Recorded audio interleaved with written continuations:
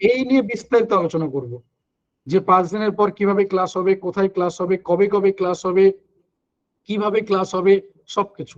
এবং যেটা বলার যে হ্যাঁ, একদম পুরো সিলেবাস ধরে topic wise, unit wise, sub unit wise প্রত্যেকটা চ্যাপ্টার অতি ধৈর্যের সাথে ধীরে ধীরে কমপ্লিট করানো, যেটা আমাদের ট্যাগ লাইন বলতে পারো, যে একদম বেসিক থেকে অতি ধৈর্যের সাথে ধরে ধরে ধীরে ধীরে ক্লাস করানো হবে। ঠিক আছে? তো মোটামুটি স্যার এখনো জয়েন করেনি দেখতে পাচ্ছি না। আর যেটা বলার, যে আজকের ক্লাসে কিন্তু রেকর্ডিং ভিডিও পিডিএফ নোটস গ্রুপে শেয়ার করা হবে না, যেটা আমি একদম প্রথমেও জানিয়েছি, যে আজকের ক্লাসের রেকর্ডিং ভিডিও বা পিডিএফ নোটস কিন্তু কোনো অবস্থাতেই গ্রুপে শেয়ার করা হবে না। তা শেয়ার করা হবে কিন্তু পার্সোনালি, অর্থাৎ তোমরা যারা ক্লাস করছো এই লিঙ্কটা 8টা 15 পর্যন্ত অ্যাক্টিভ থাকবে, তারপর কিন্তু ডিঅ্যাক্টিভেট হয়ে যাবে। যারা জয়েন করে গেছো তাদের জন্য আর কোনো সমস্যা নেই, যারা 8টা 15 পর জয়েন করার জন্য চেষ্টা করবে তাদের আর অসুবিধা হবে। ধরো তুমি একবার জয়েন করে গেছো, এখন যদি লিভ করেও যাও তাহলে তুমি রিজয়েন করতে পারো, তাতে অসুবিধা নেই। এটা হচ্ছে ফার্স্ট। আর সেকেন্ড যেটা, 8:30 9:30তে ক্লাসটা শেষ হবে ম্যাক্সিমাম। ঠিক তারপর আমি আবারও আসবো, স্যারের ক্লাসটা শেষ হলে আমি আবারও আসবো। আসার পর তোমাদের সাথে কোডটা শেয়ার করবো, আর কিচ্ছু না। অর্থাৎ ম্যাক্সিমাম আমার 2 মিনিট সময় লাগবে কোডটা শেয়ার করতে, যে এই হচ্ছে কোড, যেটা পার্সোনালি শেয়ার করবে। করার পর তোমাদের কাছে automatic recording video PDF notes পৌঁছে যাবে, যেটা আজ রাত্রেও যেমন পৌঁছে গেছিল গতকালকের ক্লাস, মনে আছে যদিও, যে 12টা 12:30 1টা যাই হোক না কেন তোমাদের কাছে পৌঁছে যাবে।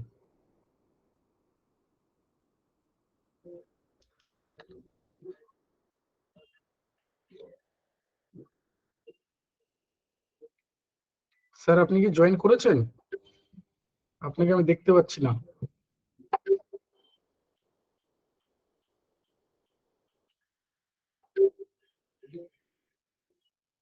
জয়েন করলে একবার হ্যান্ড রেজ করবেন তো, বা একটা মেসেজ লিখুন। আমি আপনাকে এখনো পর্যন্ত দেখতে পাচ্ছি। স্যার জয়েন করে গেলে বা স্যার ক্লাস স্টার্ট করলে আমি অফ করে দেবো, স্যার কন্টিনিউ করবেন। স্যার জয়েন করে গেছেন, আমি আর সময় নিচ্ছি না, অলরেডি 8টা 3 হয়ে গেছে। আমি বলবো যে প্লিজ কোঅপারেট করো, স্যারকে বোঝার চেষ্টা করো। কারণ টিচিং অ্যাপটিটিউড বলেছিলাম আগের দিনও, যে যাদের সাবজেক্ট এরকম এডুকেশন বা ফিলোসফি বা এই টাইপের সাবজেক্ট নয়, তাদের জন্য কিন্তু একদম নতুন জায়গা। তো বোঝার চেষ্টা করো কি রয়েছে, একটু কোঅপারেট করো স্যারকে। যে স্যার প্রথম অবশ্যই সিলেবাসটা বোঝাবেন, কিছু একটা টপিক অবশ্যই পড়াবেন বা বোঝাবেন নিশ্চয়ই, যে কি রয়েছে না রয়েছে, বা সেই রিলেটেড হয়তো কিছু এমসিকিউ হয়তো তোমাদেরকে করিয়ে দেবেন যদি সময় পান সেইভাবে। নিশ্চয়ই স্যার তার মতো করে ক্লাস করাবেন। তো অবশ্যই স্যারকে তোমার দিক থেকে কোঅপারেট করবে, যাতে করে ক্লাসটা সর্বাঙ্গীন সুন্দর হয় এবং সবাই যেন বুঝতে পারে। আমি আবারও বলছি, যে আমি ক্লাসটা শেষ হওয়ার পর আমি আবারও আসবো, ব্যাকগ্রাউন্ডে আমি আছি, ক্লাসটা শেষ হয়ে যাওয়ার ঠিক পরে আমি আসবো, এবং তোমাদের সাথে একটা সিক্রেট কোড আমি শেয়ার করব। সিক্রেট কোড, যে সিক্রেট কোডটা তোমাদের কিন্তু পার্সোনালি পাঠাতে হবে, কারণ গ্রুপে কিন্তু রেকর্ডিং ভিডিও পিডিএফ নোটস যাবে না, উলুবনে মুক্ত ছড়ানো যাবে না। গুড ইভিনিং স্যার, ওয়েলকাম ক্লাসে। দেখুন আপনি সবকিছু করতে পারবেন, মানে শেয়ার, আনমিউট করা সবকিছু করতে পারবেন। আগামীকাল রিসার্চ অ্যাপটিটিউডের ক্লাস থাকবে, রুটিন দেওয়া আছে। পরের দিন কমিউনিকেশনের ক্লাস থাকবে, চতুর্থ ক্লাস হচ্ছে কমিউনিকেশন। পঞ্চম দিনের ক্লাসে আমি নিজে আবারও থাকবো, যেদিন আমাদের ম্যাথমেটিক্সের ক্লাস রাখা রয়েছে। আর গতকালকে রেকর্ডিং ভিডিওটা একবার শুনো।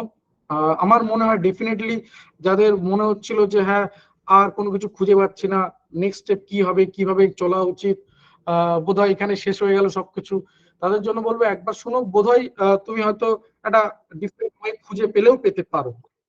Thank you, thank you sir, আপনি স্টার্ট করতে পারেন আপনি রেডি থাকলে। Thank you sir.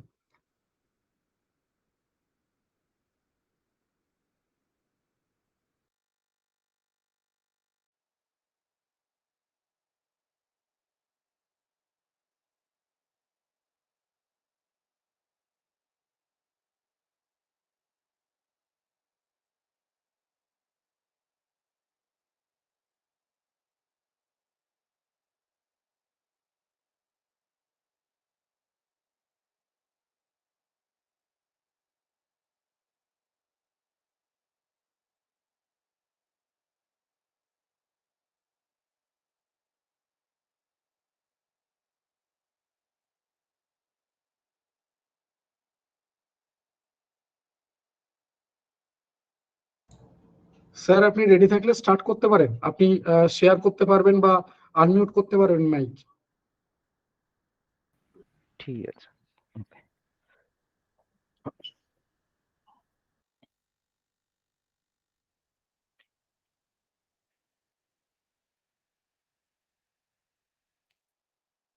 স্যার আপাতত ওই দিক থেকে মাইক গুলো সব মিউট আছে সবার। আমি সবাইকে রিকোয়েস্ট করব, তোমাদের মেসেজ বক্স খোলা আছে, তোমরা কমেন্ট করতে পারবে।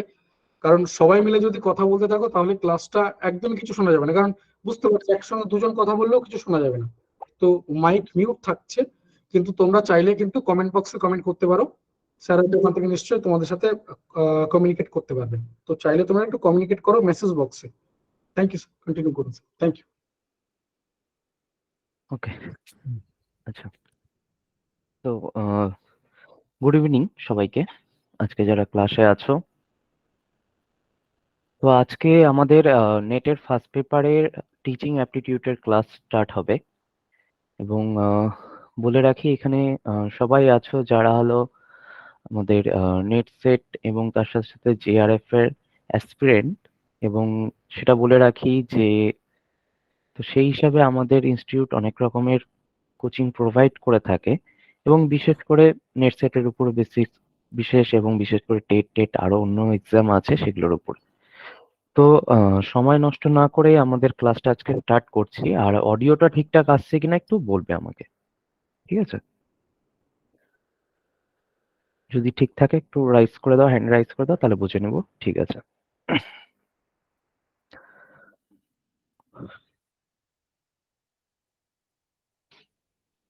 ওকে, ঠিক আছে। চ্যাট বক্সটা ওপেন আছে, অসুবিধা নেই।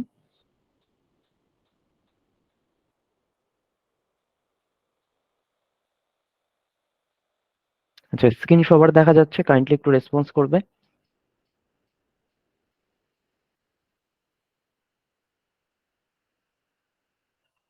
ওকে, তো চলো। তো শুরুতেই আমাদের যেই চ্যাপ্টার, সেক্ষেত্রে আমাদের যে ফার্স্ট পেপার যে এক্সাম দেব, সেক্ষেত্রে আমাদের নেটের এক্সামের ফার্স্ট পেপারে যেই টপিকটাই প্রথমেই আছে হলো আমাদের টিচিং অ্যান্ড রিসার্চ অ্যাপটিটিউড। তার মানে টিচিং এবং রিসার্চ অ্যাপটিটিউডকে ছাড়া বাদ দিয়ে কিন্তু নেট কোয়ালিফাই করা যাবে না, ঠিক আছে? এই দুটো কিন্তু মোস্ট ইম্পর্টেন্ট চ্যাপ্টার। এবং শুধু আমাদের নেট এক্সাম না, বিশেষ করে যে কোনো টিচিং রিলেটেড যত এক্সাম আছে, টেট সিটেট থেকে শুরু করে এসএলএসটি, আজকাল শোনাও যাচ্ছে যে সেক্ষেত্রে টেট হওয়ার সম্ভাবনা। তো এদিক থেকে দাঁড়িয়ে আমাদের কিন্তু এই জায়গাটা কিন্তু খুব ইম্পর্টেন্ট, টিচিং অ্যাপটিটিউডের পার্টটা। তো যেটা বলার যে সিলেবাস নিয়ে তো তোমরা অনেকেই অনেক কিছু জানো, তো তবুও একটু সকলের যাতে আরো একটু জানতে পারে বিষয়গুলো নিয়ে, তো সেটা নিয়ে একটু আলোচনা করছি। তো তোমরা জানো যে এখন কিন্তু আমাদের কম্পিউটার বেসড এক্সাম হয়ে থাকে, বিশেষ করে নেট এক্সামের ক্ষেত্রে সেটে আমরা এমসিকিউ এর উপরে যেটা ওএমআর শিট সেটাই ফিল আপ করে এক্সাম দিই, তাই তো?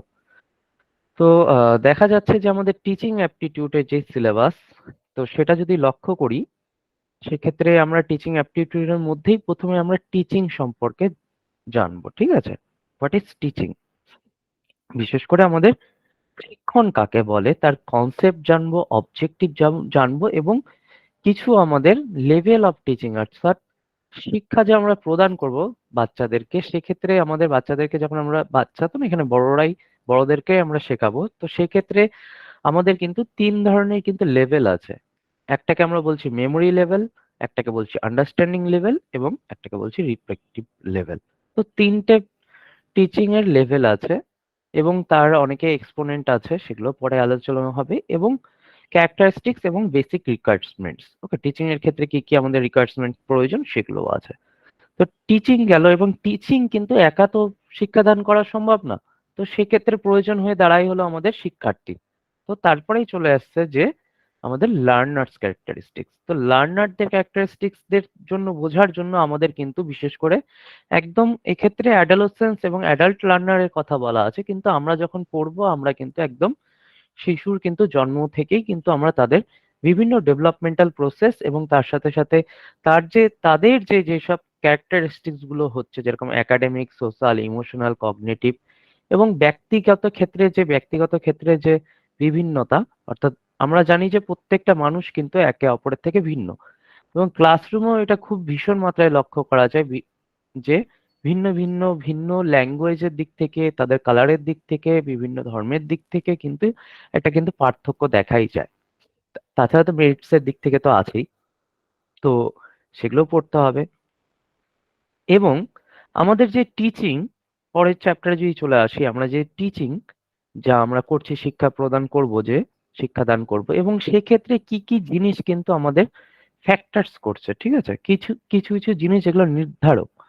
যেমন টিচিং এর ক্ষেত্রে আমরা প্রথমে বলে রাখলাম যে একজন টিচারের প্রয়োজন। এই যে আজকের ক্লাসটাতে তোমরা আছো বলেই কিন্তু আমি ক্লাসটা নিতে পারছি, তো সেক্ষেত্রে টিচারের প্রয়োজন এবং তার সাথে সাথে শিক্ষার্থীরও প্রয়োজন। এবার শিক্ষার্থী শুধু থাকলে হলো না, সেক্ষেত্রে আমাদের সাপোর্টিং কিছু মেটেরিয়ালস আছে। আজকে যে তোমাদেরকে কিছু পড়াবো, সেটার একটা কিছু বই হোক বা কোনো কিছুর উপর নির্ভর করেই তোমাদেরকে ক্লাসে পড়াবো। তো অর্থাৎ সাপোর্টিং কিছু মেটেরিয়ালস প্রয়োজন।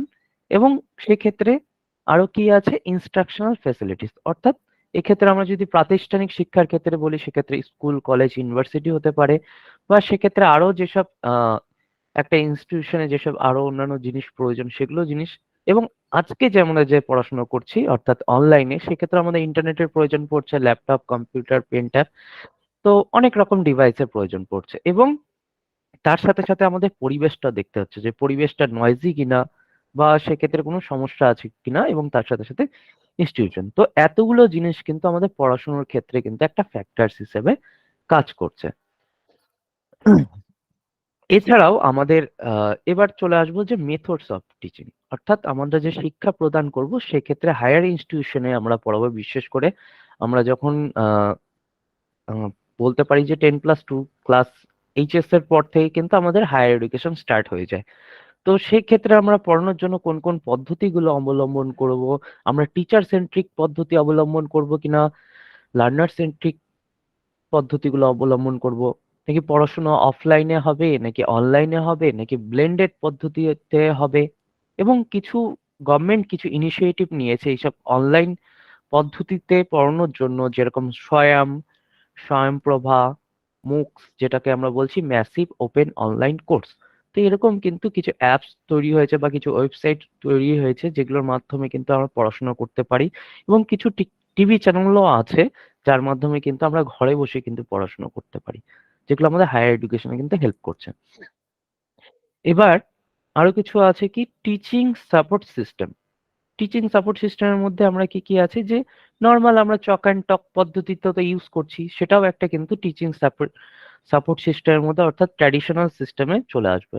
তাছাড়াও কিছু আমরা মডার্ন কিছু ডিভাইস ইউজ করছি।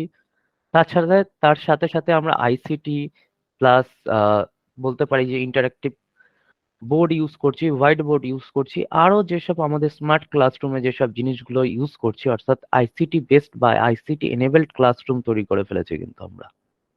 ওকে, এগুলো গেল হলো আমাদের টিচিং সাপোর্ট। এবং ওভারঅল যে এত কিছু যে হলো ক্লাসরুমের মধ্যে, যে আমরা পড়ানো থেকে শুরু করে সবকিছু যাবতীয় হলো, এবং শেষে গিয়ে একটা কিন্তু সব জিনিসেরই কিন্তু একটা ইভ্যালুয়েশন করতেই হয়, ঠিক আছে, যে যাবতীয় সব ঘটনা তো ঘটলো, ভালো মন্দ তো কিছু শিখলাম, তো সেটারও কিন্তু একটা ইভ্যালুয়েশন আছে। এবং সেক্ষেত্রে মূল্যায়ন কাকে বলে, তার কি কি উপাদান আছে, এবং টাইপস কি কি, মানে ইভ্যালুয়েশনে কি কি আমরা টাইপস গুলো আমরা জানবো। এছাড়াও কিছু আমাদের যেটা হলো একটা বলতে পারে যে কন্টিনিউয়াস কম্প্রিহেন্সিভ ইভ্যালুয়েশনই একটা নতুন জিনিস অ্যাড হয়েছে, যেটা হলো সিবিসিএস।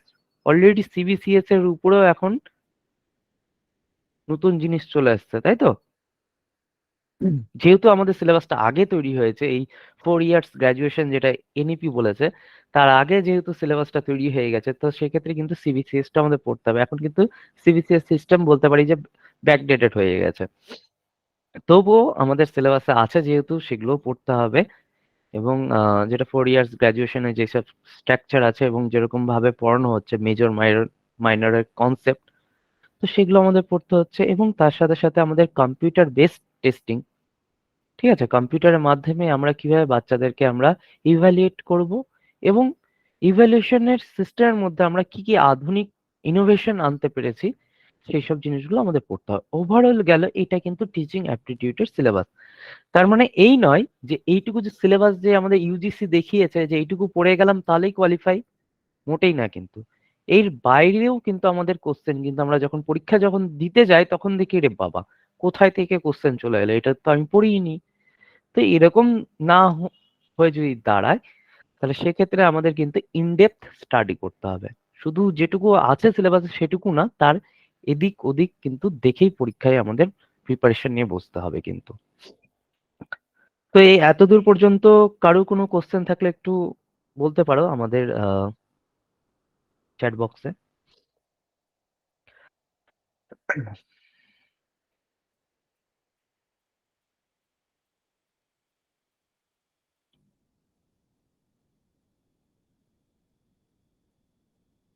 ওকে, কারো কোনো কোয়ারি নেই? ওকে, তাহলে আমি নেক্সট স্টেপে যাব। আচ্ছা, আমি সবাইকে বলবো যে আজকে শুরু থেকে শেষ পর্যন্ত থাকবে এবং ক্লাসটা অনেকটা ইন্টারেস্টিং হবে এবং তার সাথে সাথে মোটিভেশনালও হবে। এবং আমরা কিছু একটা টপিকও ডিসকাস করবো এবং লাস্টে আমাদের কিছু প্রিভিয়াস ইয়ারের কোশ্চেন আছে এবং কিছু আপডেটেড কোশ্চেনও আছে যেগুলো সলভ করবো আমরা সবাই মিলে। তো তোমাদের খুব হেল্পফুল হবে। তো আহ, আমরা জানি যে ওভারঅল ইউজিসি বলে রাখে যে প্রত্যেকটা চ্যাপ্টার থেকে সাধারণত 2 মার্কসের কোশ্চেন থাকে। কতগুলো চ্যাপ্টার থাকে কেউ একটু বলবে?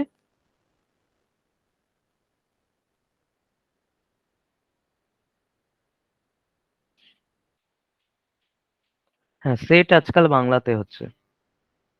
আচ্ছা, 10টা চ্যাপ্টার থাকে তাই তো? তো 10খানা চ্যাপ্টার থেকে বলা হয়েছে যে প্রত্যেকটা চ্যাপ্টার থেকে 5খানা করে কোশ্চেন আসবে, কিন্তু ওভারঅল আমরা সেটা দেখতে পাই না, কোনো চ্যাপ্টার থেকে বেশি আসে কোনো চ্যাপ্টার থেকে কম আসে। তো টিচিং অ্যাপটিটিউড থেকে কিন্তু 5টা কোশ্চেন আসবে, বেশিই আসতে পারে, কম আসবে না আশা করি।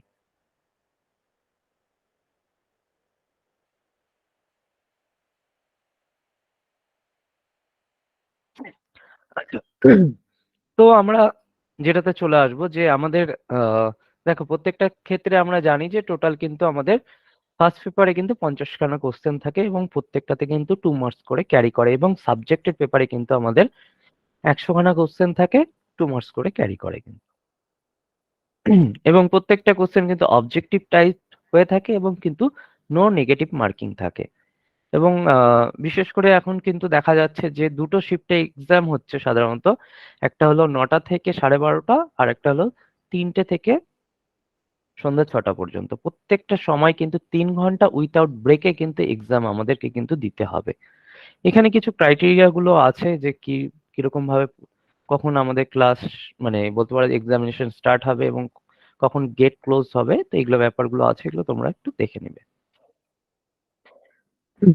তো কাট অফ মার্কসটা বলা সম্ভব না, কারণ প্রত্যেকটা সাবজেক্টে আলাদা আলাদা কাট অফ মার্কস হয়, কিন্তু পাস মার্কটা বলা যেতে পারে যে ফার্স্ট পেপার এবং সেকেন্ড পেপারে যেটা পাসিং মার্কস 40% এবং 35% কিন্তু।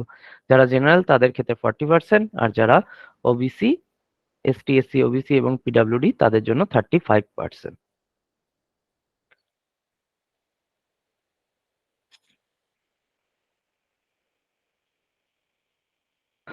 কত নাম্বার দিলে নেট সেট? ওভারঅল 55% মাস্টার্সে থাকতে হবে। এবার কিছু টিপস আছে যেগুলোতে হলো আমাদের নেট সেট কিভাবে আমরা কোয়ালিফাই করব। ঠিক আছে, সেক্ষেত্রে আমাদের কিছু টিপস অ্যান্ড ট্রিক্স প্রয়োজন। তো চুজ ইওর সাবজেক্ট ওয়াইজলি। অনেকেই আছে যারা হলো একটা দুটো তিনটে সাবজেক্টে মাস্টার্স থাকতে পারে, তারা তারা যেই সাবজেক্টে তারা খুব ভালো বা যেটাতে তারা খুব ভালো বোঝে বা যেই জিনিসটা সেটাকেই সাবজেক্ট চুজ করে এক্সামে এগোনো উচিত। এবং আমাদের প্রথমেই প্রয়োজন যে আমাদের অস্ত্র যেটা হলো সেটা হলো আমাদের কিন্তু সিলেবাস। আগে সিলেবাসটাই কিন্তু আমাদের ইনডেপথ স্টাডি করতে হবে। ঠিক আছে, যে সিলেবাসে কোথায় কি আছে। এবার সিলেবাসের বাইরে থেকে তো অনেক কিছুই পড়তে হবে, আর সেটা পড়তে গেলে কিন্তু জানতে গেলে কিন্তু আমাদের কিন্তু প্রিভিয়াস ইয়ারের কোশ্চেন কিন্তু বেশি সলভ করে যেতে হবে।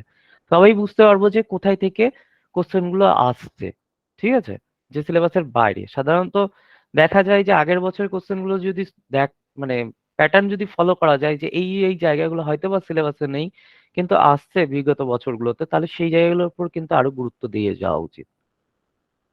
তো সবার মতন করে নিজের মতন করে স্টাডি প্ল্যানও করা প্রয়োজন। তো এক একজনের এক এক রকম, কেউ স্টাডি প্ল্যান তৈরি করতে পারে, কেউ 8 ঘন্টাও পড়তে পারে, কেউ 10 ঘন্টাও পড়তে পারে, সেটা তার নিজের ব্যক্তিগত ব্যাপার। স্টাডি মেটেরিয়ালস, তো অবভিয়াসলি আমাদের প্রত্যেকটা ক্লাসের কিন্তু আমরা কিন্তু খুব সুন্দর স্টাডি মেটেরিয়াল দিয়ে দেওয়া হয়, এবং আমাদের আজকের ক্লাসের স্টাডি মেটেরিয়াল দেখলেও তোমরা বুঝতে পারবে যে কিরকম টাইপের আমরা স্টাডি মেটেরিয়াল দিয়ে থাকি। এবং আমি বলবো যে আমরা যা স্টাডি মেটেরিয়াল ফলো, মানে যেটা প্রোভাইড করব সেটা ফলো করলেই, তুমি যদি ভালোভাবে যদি রেগুলার যদি ক্লাসগুলো যদি করতে যদি পারো, তোমাদের আর অন্য বই না কিনলেও চলবে। এবং মক টেস্টের যে ব্যাপারটা, আমরা প্রত্যেকদিন প্রত্যেকটা ক্লাসের কিন্তু মানে কোশ্চেন সলভ করাই, এবং আমাদের কিন্তু মক টেস্টেরও ব্যবস্থা আছে। অর্থাৎ মক টেস্টটা কিন্তু খুব ইম্পর্টেন্ট যে কোশ্চেন প্যাটার্ন গুলো বোঝার জন্য। তো কোশ্চেন প্যাটার্ন বোঝানোর জন্য তো আছে, তার সাথে সাথে আমাদের প্রিভিয়াস ইয়ারের কোশ্চেন। মক টেস্ট শুধু এই কারণেই নয় যে আমাদের টাইমিংটা বোঝাতেও কিন্তু, বুঝতেও কিন্তু হেল্প করে যে কোন কোশ্চেনের জন্য আমরা কতটুকু সময় দেব। অর্থাৎ এই জায়গাটাই চলে আসলো যে আমাদের টাইম ম্যানেজমেন্ট। তো প্রথমেই বলেছে সেট রিয়ালিস্টিক গোলস। ঠিক আছে, আমাদের আমাদের যে পেপার গুলো আছে, দুটো পেপার আছে, যে ফার্স্ট পেপার সেকেন্ড পেপার, আমি আগে কোনটা করব, সেকেন্ড পেপারটা আগে করব নাকি ফার্স্ট পেপারটা করব, সেটা সবার নিজের ব্যাপার, কিন্তু আমাকে কিন্তু টাইমটাকে ম্যানেজমেন্ট করে নিতে হবে। না হলে কিন্তু দেখালো যে পরীক্ষার পরেই লাস্টের দিয়ে গিয়ে দেখালো 10 নম্বর ছেড়ে দিয়ে আসতে হলো। কিন্তু তুমি যদি একটু যদি সময় রেখে হাতে হাতে যদি রেখে যদি করতে, দেখা গেলো যে ওখান থেকে 10টার মধ্যে 5টা কোশ্চেন ঠিক করে বেরিয়ে আসতে পারতে। এবং শুধু পড়ে গেলেই হবে না, কিন্তু যেগুলো নোটস হোক বা যেগুলো আমরা ভিডিওগুলো যেগুলো প্রোভাইড করব, অর্থাৎ প্রত্যেক দিনের ক্লাসের, সেগুলো কিন্তু ডেইলি কিন্তু তোমাকে রিভিশন করতে হবে। শুধু পড়ে গেলাম, কারণ এখন থেকে ক্লাস শুরু হলে এখনো কিন্তু 5-6 মাস দেরি আছে এক্সাম। তার মানে আজকে যেটা পড়বো সেটা 6 মাস পরে মনে রাখা সম্ভব না সবকিছু। তো সেক্ষেত্রে কিন্তু রিভিশনটা কিন্তু খুব ইম্পর্টেন্ট। এবং আমাদের কিন্তু হেলদিও থাকতে হবে এবং বি পজিটিভ, যে হ্যাঁ সকলে পারছে, আমাকেও জেআরএফ পেতে হবে। ঠিক আছে, তো সেই কারণে আমাদের পজিটিভও থাকতে হবে, এবং আমাদের কিন্তু ডেইলি এক্সারসাইজ এবং ডায়েটটাও ফলো করতে হবে। দেখা গেল যে পরীক্ষার 1 সপ্তাহ আগে আমার শরীর খারাপ হয়ে গেল, তো আমার সেই বছরটা কিন্তু বেকার, মানে সেই এক্সামটা আমার কাছে বেকার হয়ে দাঁড়ালো। তো সেটা করলেও হবে না, তাহলে সেক্ষেত্রে কিন্তু আমাদের সেক্ষেত্রে কিন্তু আমাদের কিন্তু দুটোই প্রয়োজন, অর্থাৎ ব্যালেন্স ডাইট এবং তার সাথে সাথে এক্সারসাইজও করা প্রয়োজন। নাহলে পরীক্ষার সময় গিয়ে কিন্তু অতক্ষণ কম্পিউটারের সামনে বসে থাকাটাও একটা বিরক্তকর হয়ে দাঁড়ায়, এবং অতক্ষণ ধরে চিন্তা ভাবনা করে যখন পরীক্ষা যখন দেবে না, অনেক সময় লাস্টের দিকে যখন কোশ্চেন গুলো করবে তখন মাথায় ঠিকঠাক কাজ করবে না। তো সেই ক্ষেত্রে কিন্তু আমাদের কিন্তু এক্সারসাইজ এবং ডায়েটটা কিন্তু ফলো করতে হবে, এবং পজিটিভও থাকতে হবে, এবং সেলফ কনফিডেন্স থাকতে হবে আমার ওভারঅল পারফরমেন্সের ব্যাপারে। তো এগুলো তো গেল আমাদের ট্রিক্স এর মধ্যে। এবং তাছাড়া এক্সাম ডেট দিন আমাদের কি কি, যেগুলো হলো আমাদের অ্যাডমিট কার্ড, আইডি, এগুলো তো নিয়ে রাখতে হবে। এবং সবচেয়ে মোস্ট ইম্পর্টেন্ট সেটা হলো আমাদের কিন্তু টাইম টাইম ম্যানেজমেন্ট। ওকে, টাইম ম্যানেজমেন্টটা খুব ইম্পর্টেন্ট পরীক্ষার হলে গিয়ে। যেটা আমি বললাম যে সময়টা কিন্তু খুব অল্প, কিন্তু সেই অল্প সময়ের মধ্যে এত বড় বড় কোশ্চেন থাকে। আগে যখন কাগজের মধ্যে থাকতো কোশ্চেন গুলো কিন্তু খুব সুবিধা হতো ম্যাচিং করার ক্ষেত্রে বা অন্যান্য কোশ্চেন করার ক্ষেত্রে, কিন্তু এখন কিন্তু একটু অসুবিধাই এই সিবিটি হওয়াতে। কিন্তু একটা জায়গায় আবার সময় কম লাগছে, সেটা হলো গোল করতে হচ্ছে না। সেদিক থেকেও লাভদায়ক ব্যাপার আছে। কিন্তু ওভারঅল কিন্তু টাইম ম্যানেজমেন্ট কিন্তু খুব ইম্পর্টেন্ট। তাহলে এতদূর পর্যন্ত কারো যদি কোশ্চেন যদি থাকে, আমি কিন্তু আমাদের যেই আজকের যে মেইন টপিকের বিষয় সেটাতে কিন্তু আমি চলে আসবো, কিন্তু কারো যদি কোশ্চেন যদি থাকে। ওকে,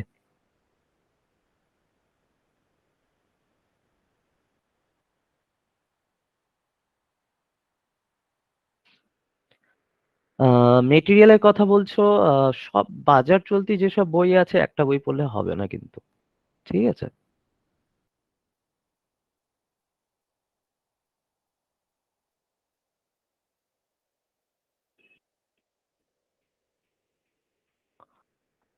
মক টেস্ট স্যার বলে দিবে ক্লাসে।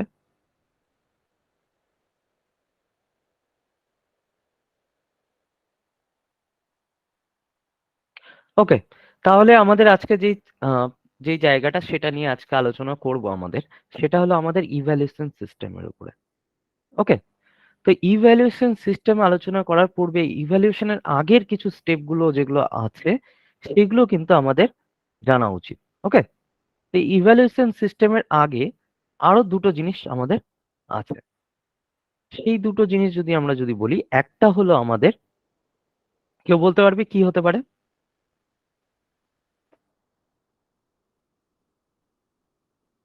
একটা হলো আমাদের মেজারমেন্ট,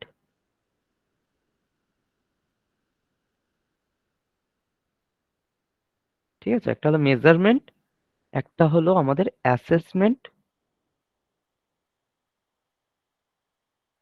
অ্যান্ড লাস্টে কিন্তু আমাদের ইভ্যালুয়েশন।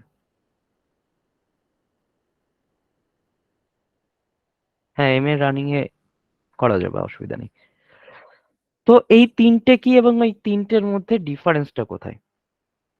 ঠিক আছে, মানে মেজারমেন্টকে পার করে অ্যাসেসমেন্টে আসবো এবং অ্যাসেসমেন্টকে পার করেই কিন্তু আমরা ইভ্যালুয়েশনে আসবো কিন্তু।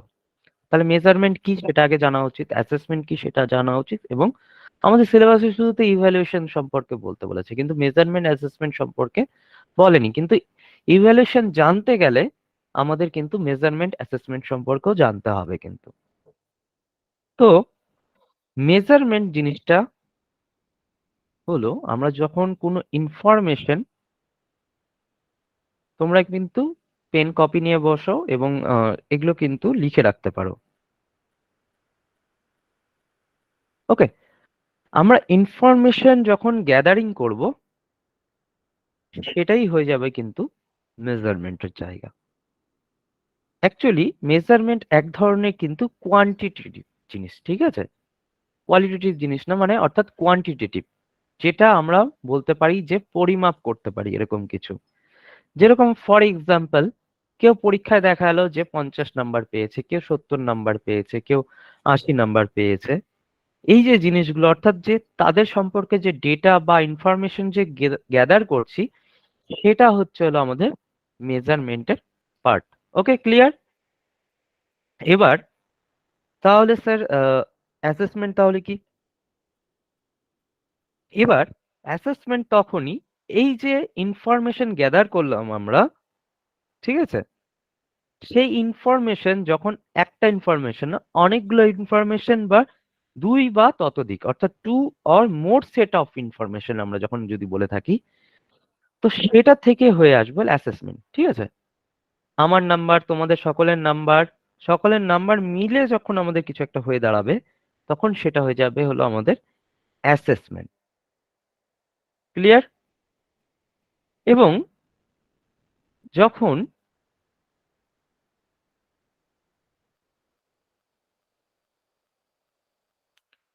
এবার যে কম্প্যারিজন যে করলাম, বিশেষ করে দুই বা ততোধিক যে ইনফরমেশন বা ডেটা বা যেসব ইনফরমেশন আমরা গ্যাদার করেছিলাম, যে কম্প্যারিজন করেছিলাম এবং সেখান থেকে আমরা অ্যাসেসমেন্টে পেলাম, ঠিক আছে, সেই অ্যাসেসমেন্টটাকে যদি এখন যদি বলি, আচ্ছা অ্যাসেসমেন্ট জিনিসটা বাংলা যদি বলি, বাংলায় অ্যাসেসমেন্ট সেরকম ওয়ার্ড নেই, তো অ্যাসেসমেন্টটাকেই আমরা যদি বলি, এবার ইভ্যালুয়েশন কখন বলবো? তাহলে অ্যাসেসমেন্টটা আমরা কি করলাম, যখন আমরা কম্প্যারিজন করব, ঠিক আছে, কম্প্যারিজন করব দুই বা ততোধিক ডেটা বা ইনফরমেশন নিয়ে যখন কম্প্যারিজন করব, তখন অ্যাসেসমেন্ট। আর মেজারমেন্টের ক্ষেত্রে যখন আমরা ইনফরমেশন গ্যাদার করব, তখন মেজারমেন্ট। আর যখন টু অর মোর ডেটা বা ইনফরমেশন নিয়ে যখন আমরা কম্প্যারিজন করব, তখন অ্যাসেসমেন্ট। তাহলে ইভ্যালুয়েশন কখন হবে? এই টু কম্প্যারিজন তো থাকবেই, ঠিক আছে, কম্প্যারিজন থাকবেই, প্লাস তার সাথে সাথে থাকতে হলে একটা হলো place value, placement of value. Okay, placement of value. দেখো, প্লেসমেন্ট অফ ভ্যালুটা কি, কেউ বলতে পারবে?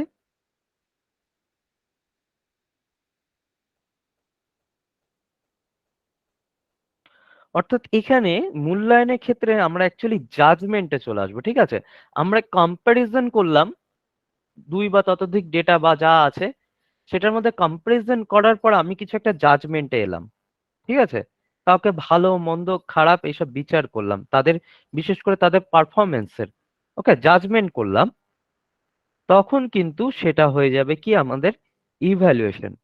ওকে, তাহলে এটা যদি হয়ে থাকে মেজারমেন্ট, এটা হয়ে যাবে হলো আমাদের কি অ্যাসেসমেন্ট, এবং আর লাস্টেরটা হয়ে যাবে হলো আমাদের ইভ্যালুয়েশন।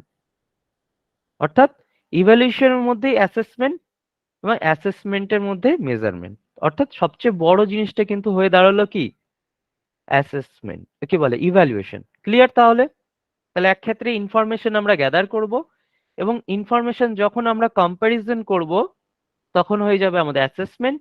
এবং এই যে কম্প্যারিজন করছি এবং তার সাথে সাথে একটা প্লেসমেন্ট অফ ভ্যালু, অর্থাৎ ভ্যালু জাজমেন্টের যে জায়গাটা থাকবে, একটা জাজ করে কিছু একটা বলছি, তখন সেটা হয়ে যাবে কিন্তু আমাদের মূল্যায়ন। মূল্যায়ন কিন্তু কোনো কিছুর জাজমেন্ট অর্থাৎ ভ্যালু যদি আরোপ যদি না করি তাহলে কিন্তু মূল্যায়ন হবে না। ক্লিয়ার?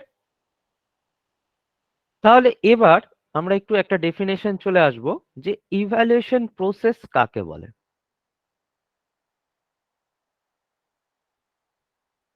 দেখো, ইভ্যালুয়েশন সিস্টেমে বলা আছে evaluation is the process through which we can get an exact idea of what student actually achieve from their teaching learning experience.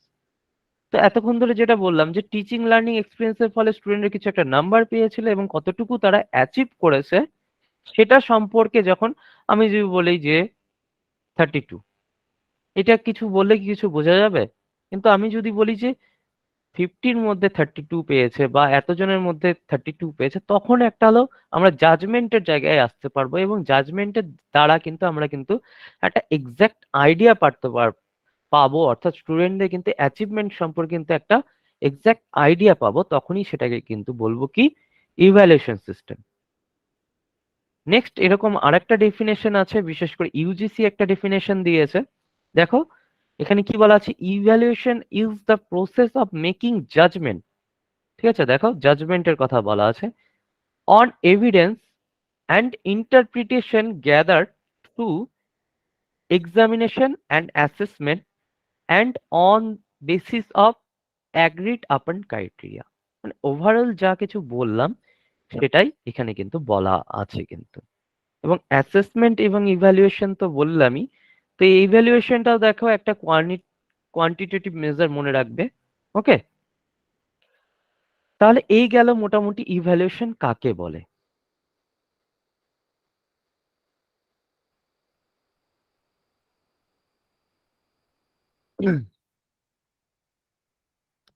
তাহলে ইভ্যালুয়েশন প্রসেস কোনটাকে বলছি, অর্থাৎ যেটা হলো সিস্টেমেটিক হবে এবং স্ট্রাকচারাল অ্যাপ্রোচ হবে, বিশেষ করে যখন আমরা কোনো কিছু অ্যাসেস করব, মেজার করব বা ইফেক্টিভলি তার কোয়ালিটি পারফরমেন্স এগুলো কিন্তু জাজ করব, তখনই সেটা কিন্তু আমাদের ইভ্যালুয়েশন প্রসেসের মধ্যে চলে আসবে কিন্তু। আশা করি সবাইকেই ক্লিয়ার করতে পেরেছি। অর্থাৎ ইভ্যালুয়েশন কিন্তু একটা কিন্তু প্রসেস, যেটা কিন্তু একটা হলো কিন্তু কন্টিনিউয়াস প্রক্রিয়ার মাধ্যমে চলতে থাকে কিন্তু। ঠিক আছে? আর যে ক্ষেত্রে মনে রাখবে যে এক্ষেত্রে ইম্পর্টেন্ট একটা জিনিস, সেটা হলো ভ্যালু জাজমেন্টের ব্যাপারটা থাকবে। ওকে, এবার আমরা কিছু ক্যারেক্টারিস্টিক্স এ চলে আসবো আমাদের ইভ্যালুয়েশন সিস্টেম বেস করে, যেটা হলো আমাদের এডুকেশন সিস্টেমের ক্ষেত্রে, যেটা হলো আমাদের ক্যারেক্টারিস্টিক্স গুলো। ঠিক আছে, বৈশিষ্ট্যগুলো।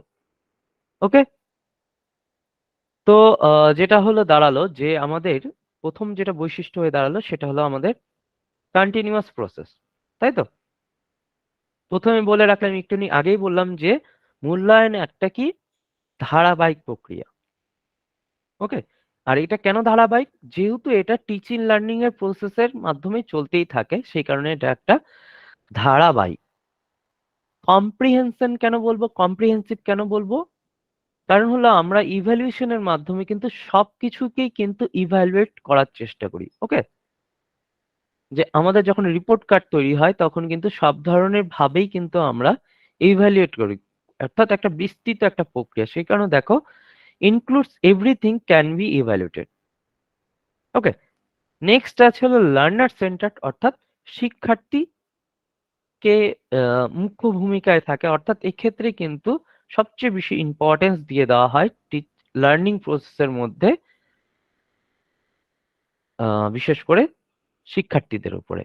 রিমেডিয়াল ইভ্যালুয়েশনের উপর বেস করেই কিন্তু আমরা কিন্তু একটা রিমেডিয়াল ওয়ার্কে যেতে পারি। তোমার উপর আমি ইভ্যালুয়েশন করলাম, বিশেষ করে আজকে ধরে নাও তোমার আমি ডায়াগনস্টিক করলাম বা তোমার উপর আমি একটা ইভ্যালুয়েশন করলাম, ইভ্যালুয়েশন করে দেখতে পারছি তুমি হয়তোবা কিছু একটা টপিক বুঝতে পারছো না, তাহলে তোমাকে আমরা রিমেডিয়াল ক্লাসে তোমার ব্যবস্থা করতে পারি বা অন্য কোনো ব্যবস্থা করতে, অর্থাৎ তার জন্য কিন্তু রিমেডি কিন্তু আমরা দিতে পারি কিন্তু। কোঅপারেটিভ প্রসেস, কারণ ইভ্যালুয়েশন প্রসেসের মধ্যে কিন্তু teacher, students, parents, peer group সকলেই প্রয়োজন। দেখো এখন কিন্তু সিবিসিএস প্যাটার্নে তোমরা দেখতে পেরেছো যে টিচারের হাতেও কিছু নাম্বার থাকে, ঠিক আছে? বিশেষ করে তোমাদের অ্যাটেন্ডেন্সের উপর বা ক্লাসরুমে তোমরা কেমন ব্যবহার করছো বা কেমন রেসপন্স করছো তার উপর বেস করে হতে পারে, প্যারেন্টসরাও নাম্বার দিতে পারে। এবং একটা নতুন কনসেপ্ট আসছে যে তোমার বন্ধু বান্ধবীরাও ক্লাসরুমে যারা আছে তারাও তোমাকে ইভ্যালুয়েট দিবে।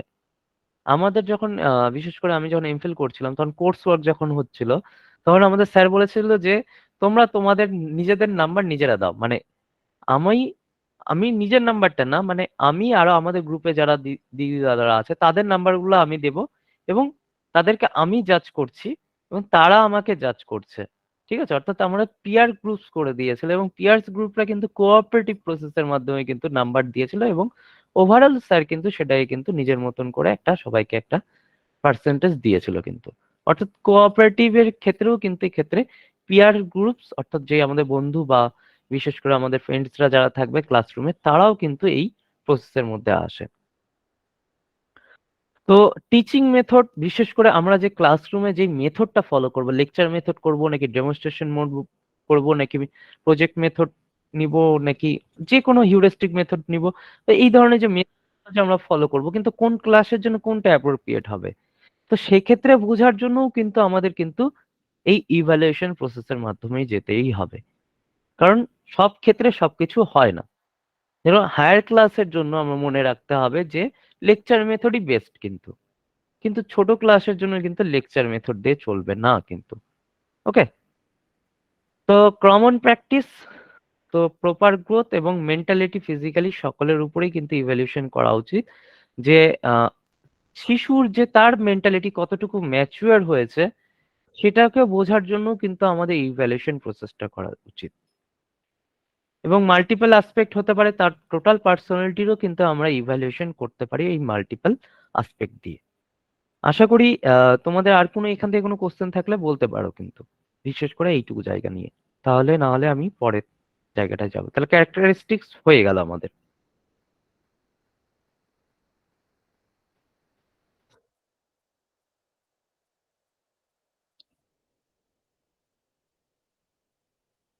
ওকে, কারো যদি কোনো কোশ্চেন যদি না থাকে তাহলে আমরা নেক্সট ক্লাসে যাব।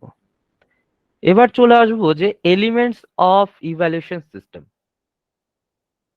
তো এলিমেন্টস মানে উপাদান।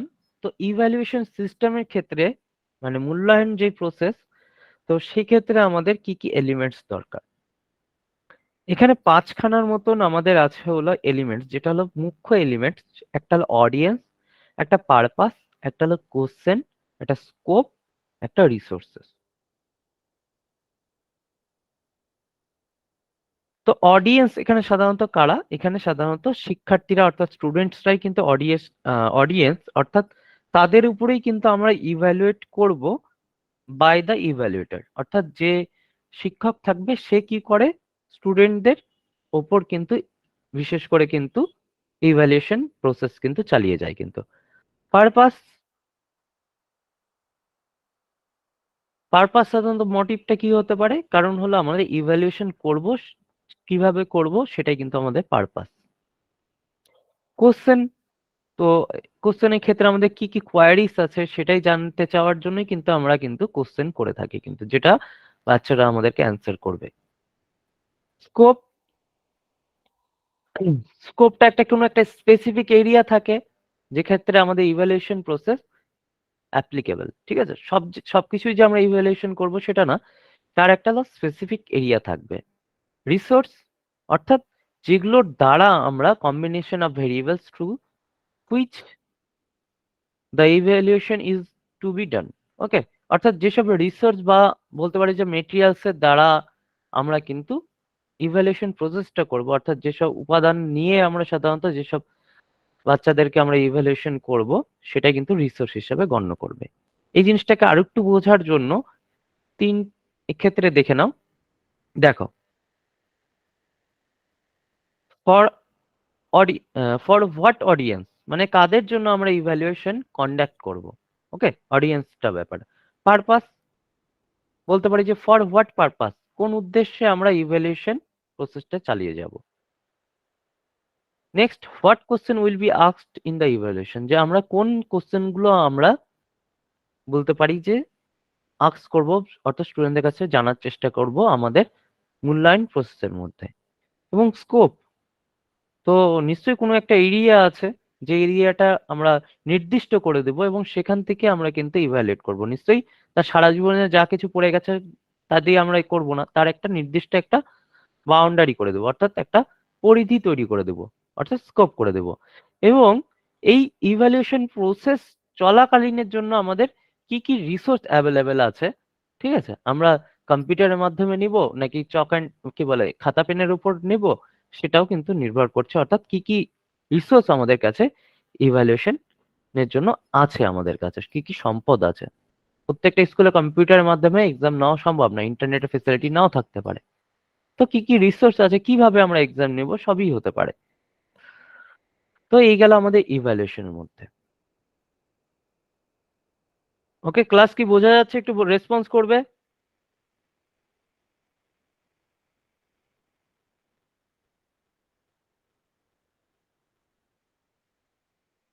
ওকে, থ্যাংক ইউ। চলো,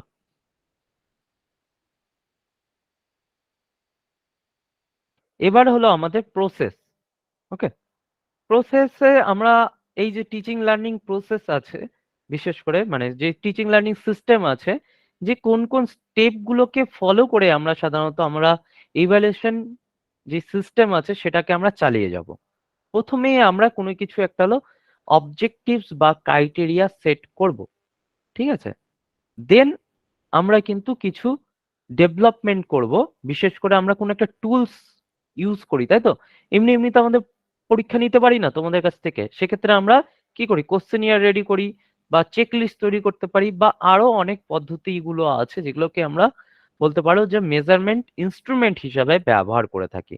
এবং তারপরে আমরা কি করছি, interpretation of collection data.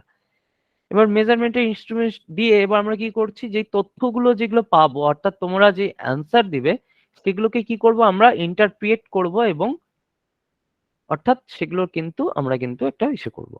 Next, সেই ইন্টারপ্রিটেশনের পর কিন্তু আমরা কিন্তু একটা জাজমেন্টে আসব, এবং জাজমেন্টে আসার পর কিন্তু আমরা কিন্তু অ্যাপ্রোপ্রিয়েট একটা অ্যাকশন নিব, কিন্তু যে তোমাকে আদৌ পাস করানো যাবে নাকি পাস করানো যাবে না। এই গেল কিন্তু আমাদের স্টেপ। অর্থাৎ এই স্টেপ গুলো কিন্তু উল্টো পাল্টা করে পরীক্ষার সময় দিয়ে দিতে পারে, এবং আগে পিছে কিন্তু করে দিতে পারে, এবং আমাদের কিন্তু ম্যাচিং বা সেইভাবে স্টেপ ওয়াইজ কিন্তু মনে রাখতে হবে। তাহলে আমাদের ফার্স্ট যেটা, এই প্রসেসের মাধ্যমে বিশেষ করে ইভালুয়েশন সিস্টেম অ্যাজ এ কিন্তু কন্টিনিউয়াস কম্প্রিহেন্সিভ প্রসেস। তো সেক্ষেত্রে আমাদের চারটা মেজর স্টেপস আছে বিশেষ করে। প্রথমেটা আমরা কি বললাম, সেট অবজেক্টিভস। ওকে, অবজেক্ট অবজেক্টিভস ফলো করব। দেন আছে কি, আমরা কিছু ডেভেলপমেন্ট করব, কি মেজারিং ইনস্ট্রুমেন্ট, ঠিক আছে। নেক্সট আছে ইন্টারপ্রিটেশন অফ ডেটা, অর্থাৎ নানান দিকের জিনিস কিন্তু আমরা ইন্টারপ্রিয়েট করব, এবং লাস্টে কিন্তু আমরা রেজাল্ট একটা পাবো, অর্থাৎ ফিডব্যাক দেওয়ার জায়গা পাবো, অর্থাৎ formulation, judgement and taking appropriate action, ঠিক আছে, যেটা হলো আমাদের, এটাকেও আমরা বলতে পারি রেজাল্ট অ্যান্ড ফিডব্যাক। ওকে, এবার এটা তো গেল একজনের হিসাবে ভাগ। আরেকটা ভাগ আছে, যে কিছু কিছু বইয়ে আমরা দেখতে পেরেছি যে এইটাকে আবার তিন রকম ভাবেও কিন্তু ভাগ করা যায়। একটা ইন্টারভেনিং লজিক, একটা ইভ্যালুয়েশন কোশ্চেন, এবং ইন্ডিকেটরস। তো এটা অতটা ইম্পর্টেন্ট না, তো তবুও আছে। তো এই তিনটে স্টেপও আমরা মনে রাখতে পারি, অর্থাৎ একটা লজিককে বেস করে কিন্তু আমরা প্রোগ্রাম প্ল্যান করব, বিশেষ করে এই ইভ্যালুয়েশন করার ক্ষেত্রে। এবং ইভালুয়েশন কোশ্চেনে কিন্তু আমরা কি করব, অ্যানি ইভালুয়েশন সিস্টেমে অর্থাৎ ডিরেকশন করব, এবং তার অ্যাচিভমেন্ট, প্রোগ্রেস, ইফেক্টিভনেস এগুলো কিন্তু জানা। এবং লাস্টে কিন্তু আছে কি, আমরা ইন্ডিকেটরস আর মেজারিং টুলস, কি কি ইন্ডিকেটরস আমরা ফলো করব, এবং কোয়ান্টিফাই দ্য গোলস, ঠিক আছে, এত কিছু করার চেষ্টা করব। এবার চলে আসবো হলো অবজেক্টিভস অফ ইভ্যালুয়েশন। তো আমাদের অবজেক্টিভ অফ ইভ্যালুয়েশনটা কি, আমাদের ইভ্যালুয়েশন সিস্টেমটা যেটা চলছে অর্থাৎ তার অবজেক্টিভস, তাই তো, লক্ষ্য বলতে পারি, তাই তো, কোনো জিনিস লক্ষ্য ছাড়া তো হয় না। তো অর্থাৎ তার এইমস কি কি। তো এটাকে যদি আমরা যদি বলি যে ইভ্যালুয়েশন প্রসেসের নিশ্চয়ই একটা মূল্য, তো আমরা তো মূল্যায়ন তো এমনি করবো না, সেক্ষেত্রেও কিছু আমাদের একটা এইমস এন্ড অবজেক্টিভস আছে। তো এক্ষেত্রে দু ধরনের এইমস আছে সাধারণত, একটা এডুকেশনাল এইমস আর একটা আছে হলো আমাদের অ্যাডমিনিস্ট্রেটিভ গোলস এর উপর বেস করে, ঠিক আছে। দুটো কিন্তু আমাদের বিশেষ করে কিন্তু আমাদের কি আছে, অবজেক্টিভস আছে। তো অ্যাকচুয়ালি এডুকেশন এইমস এ আমরা কি কি বিচার করার চেষ্টা করি, অর্থাৎ লার্নিং, টিচিং, কারিকুলাম, এগুলোর উপর বেস করে কিন্তু আমরা কিন্তু ইভ্যালুয়েট করি, ঠিক আছে। দেখো এই তিনটে জিনিসের উপর বেস করে কিন্তু আমরা কি করছি, আমরা educational purpose of evaluation system, অর্থাৎ এডুকেশনাল এইমস এ এখানে কিন্তু আমরা কিন্তু কি করি, সেগুলো কিন্তু জাজ করার চেষ্টা করি। এবং অ্যাডমিনিস্ট্রেশনেরও গোলস কিছু থাকে, ঠিক আছে। তো কিছু গোলস থাকবে, দেখো আমাদের কিছু নির্ধারণ করে দিয়েছি, প্রত্যেকটা স্কুলেরও কিছু দায়িত্ব আছে, অর্থাৎ তাদের সিস্টেমটাকে কিছু আপডেট করা বা স্টুডেন্টসদেরকে সেই জায়গাগুলো, বা যারা ধরুন সোসাইটিরও কিছু চায়, আদৌ সোসাইটি সেই জিনিসগুলো ফুলফিল হচ্ছে কিনা। তা অ্যাডমিনিস্ট্রেশনের কিছু গোলস থাকে, সেগুলোকেও কিন্তু ফলো করার চেষ্টা করে হয়ে থাকে এই অ্যাডমিনিস্ট্রেটিভ গোলসে, অর্থাৎ সেগুলোকে ইভ্যালুয়েট করার চেষ্টা করা, যেটা আমরা পড়াচ্ছি সেটা আমাদের ঠিকঠাক হচ্ছে কিনা। আমরা জানি যে প্রত্যেকটা যখন রাজনৈতিক দল আসে তারা কিন্তু তাদের মতাদর্শ কিন্তু আমাদের কারিকুলামের উপর কিন্তু চাপিয়ে দিয়ে থাকে। তো সেই জিনিসটা ফুলফিল হচ্ছে কিনা সেটাও কিন্তু দায়িত্ব বার্তায় কিন্তু এই অ্যাডমিনিস্ট্রেটিভ গোলস এর উপরে, সে সময় গভর্নমেন্টসও কিন্তু বা আমাদের সোসাইটি হোক, সেটা আদৌ ফুলফিল করতে পারছে কিনা। যে আমরা আমরা যে পড়াশোনা করছি, আমাদের বাবা মারা যেটা যেই উদ্দেশ্যে সেই ইনস্টিটিউশনে ভর্তি করেছে, সেই সিলেবাস বা সেই কারিকুলাম, সেটা কি আদৌ সেটা ফুলফিল করতে পারছে। তো অনেক কিছুই আছে যেটা কিন্তু অ্যাডমিনিস্ট্রেটিভ গোলস এর মধ্যে পড়বে কিন্তু।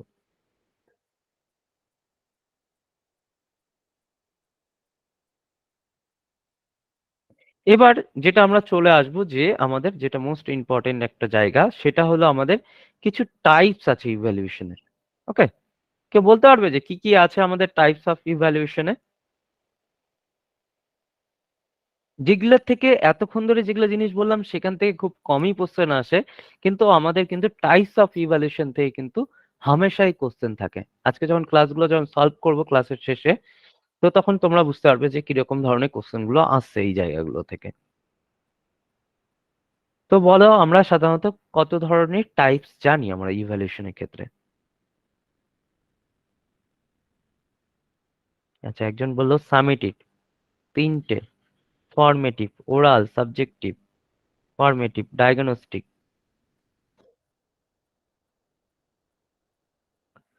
তো অনেক কিছুই আছে, যেরকম ডায়াগনস্টিক টেস্ট আছে, অ্যাপটিটিউড টেস্ট আছে, অ্যাচিভমেন্ট টেস্টও আছে, অনেক ধরনের কিন্তু আছে। সরি, এটা টেস্টের ব্যাপার, আমি ইভ্যালুয়েশনে আছি। তো ইভ্যালুয়েশনের মধ্যে যেরকম প্লেসমেন্ট ইভ্যালুয়েশন আছে, ফর্মেটিভ আছে, ডায়াগনস্টিক আছে, সাইমেটিভ আছে। তো এই জিনিসগুলো একটু জেনে নিবো আমরা কিন্তু, ঠিক আছে। প্রজেক্ট ক্লাসরুম টেস্ট, না প্রজেক্ট টেস্ট বা ক্লাসরুম টেস্ট ওরকম তো, আচ্ছা টেস্টে ওগুলো হতে পারে, কিন্তু আজকে আমরা যেটা ডিসকাস করছি সেটা কিন্তু ইভ্যালুয়েশনের পার্ট, সেটা টেস্টের মধ্যে যাবে না। তো আমাদের প্রথমে দেখছি যে প্লেসমেন্ট ইভ্যালুয়েশন কাকে বলবো, ঠিক আছে। তো প্লেসমেন্ট অর্থাৎ কাউকে কোথাও বসানোর চেষ্টা করছি, তাই তো, সেক্ষেত্রে আমরা প্লেসমেন্ট ইভ্যালুয়েশন করে থাকি। যেরকম আমরা জবের ক্ষেত্রে প্লেসমেন্ট ইভ্যালুয়েশন করে থাকি, আবার স্কুলে যেরকম ধরে নাও এন্ট্রান্স টেস্ট হয় যেটা, সেটাও কিন্তু এক ধরনের কিন্তু প্লেসমেন্ট, যে তুমি সেই স্কুলের যোগ্য শিক্ষার্থী কিনা সেটা যাচাইয়ের জন্য কিন্তু এই প্লেসমেন্ট ইভ্যালুয়েশন করে থাকে। অর্থাৎ কি করে থাকে, knowledge and skill of the student এর যাচাই করা হয়ে থাকে, এবং done the beginning of the instruction in the given subject area. এবং বিশেষ করে যা এটার সবচেয়ে বড় মেন পারপাস, এটা কিন্তু একটা অ্যাপটিটিউড টেস্ট, প্লেসমেন্ট ইভ্যালুয়েশন কিন্তু one kind of aptitude test, ঠিক আছে। অ্যাপটিটিউড টেস্ট কেন? অ্যাপটিটিউড জিনিসটা হলো, সেটা হলো আমাদের প্রবণতা, অর্থাৎ আমরা প্রবণতা কেন দেখি? যে আমরা ফিউচারে কি করতে পারি, অর্থাৎ প্রবণতা যাচাই করি। তো এই প্লেসমেন্টের দ্বারাও কিন্তু আমরা বোঝার চেষ্টা করি যে তুমি সেই স্কুলের যোগ্য কিনা, ঠিক আছে, ঠিক আছে, ক্যাপাবেল কিনা সেই ইনস্টিটিউশনের জন্য। তো সেটা যাচাইয়ের জন্য কিন্তু এটা হয়ে থাকে। তো এই কারণে কিন্তু আমাদের প্লেসমেন্ট ইভ্যালুয়েশন। নেক্সট আছে হলো আমাদের কি আছে, প্রগনোস্টিক ইভ্যালুয়েশন। প্রগনোস্টিক ইভ্যালুয়েশনটা কি?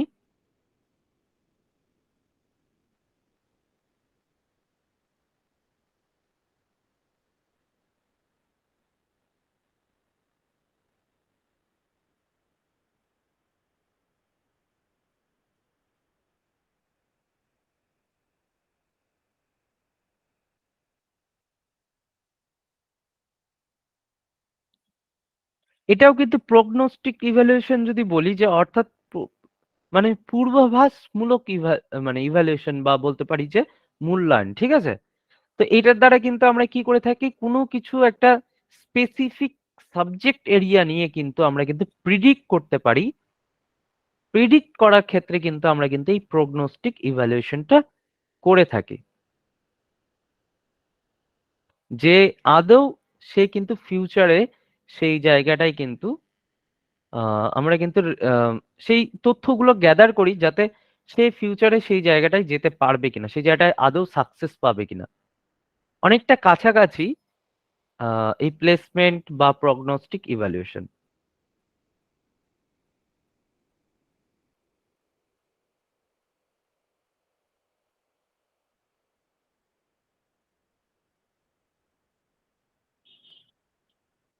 নেক্সট আছে হলো ফরমেটিভ ইভ্যালুয়েশন।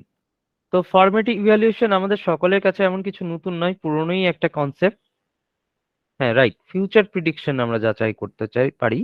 আচ্ছা, ফিউচার আউটকামস কি হতে পারে কোন একটা স্পেসিফিক সাবজেক্ট এরিয়া নিয়ে, কিন্তু ঠিক আছে, যে কোন একটা স্পেসিফিক সাবজেক্ট এরিয়ায় কি সাকসেস পাবে কিনা পাবে না, সেটা কিন্তু আমরা কিন্তু সেই ব্যাপারে কিন্তু আমরা কিন্তু কিছু এভিডেন্স গ্যাদার করি কিন্তু, ঠিক আছে। নেক্সট কি আছে আমাদের?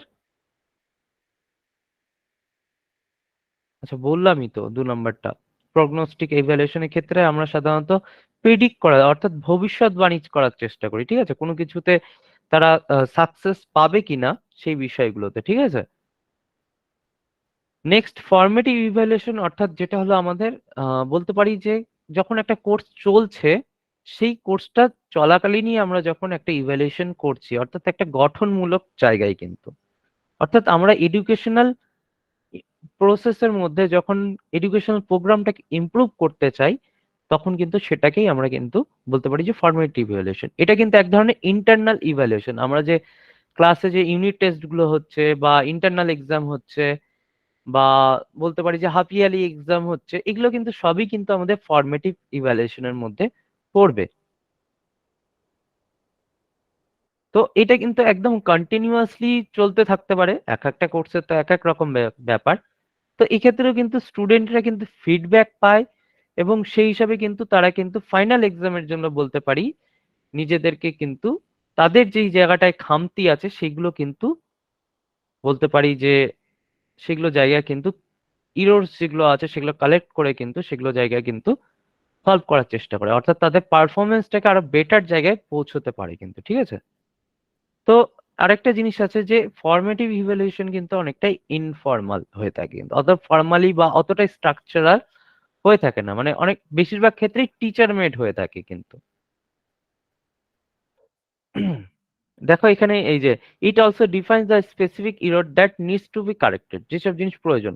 আমরা হাপিয়ালিতে দেখালো কোনো একটা সাবজেক্টে অনেক কম পেয়ে বসে আছি, তো সেটা ইররটাকে আমরা কিন্তু কারেকশন করার সুযোগ পেয়ে যাই কিন্তু।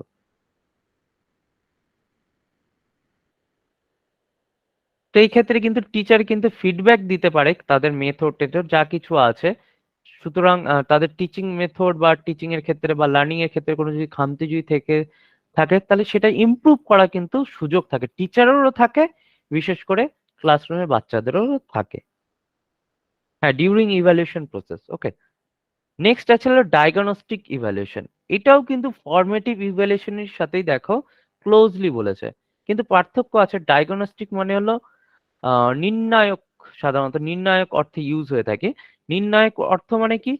সাধারণত দেখো আমরা ডায়াগনস্টিক সেন্টারে গিয়ে আমরা কি করি, সাধারণত রোগ নির্ণয় করি।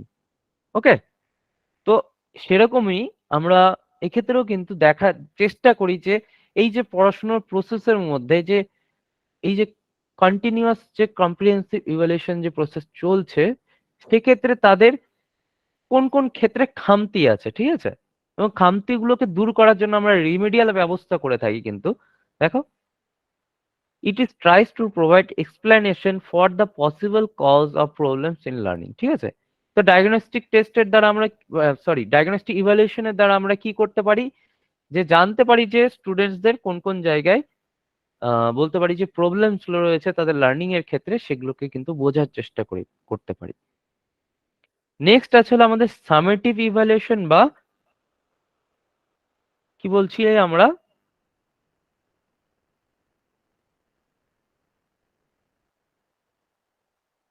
সরি, সামেটিভ ইভ্যালুয়েশন বা এক্সটার্নাল ইভ্যালুয়েশন, যেটা হলো আমরা বলতে পারি যে আমাদের যেটা ফাইনাল এক্সাম, তাই তো।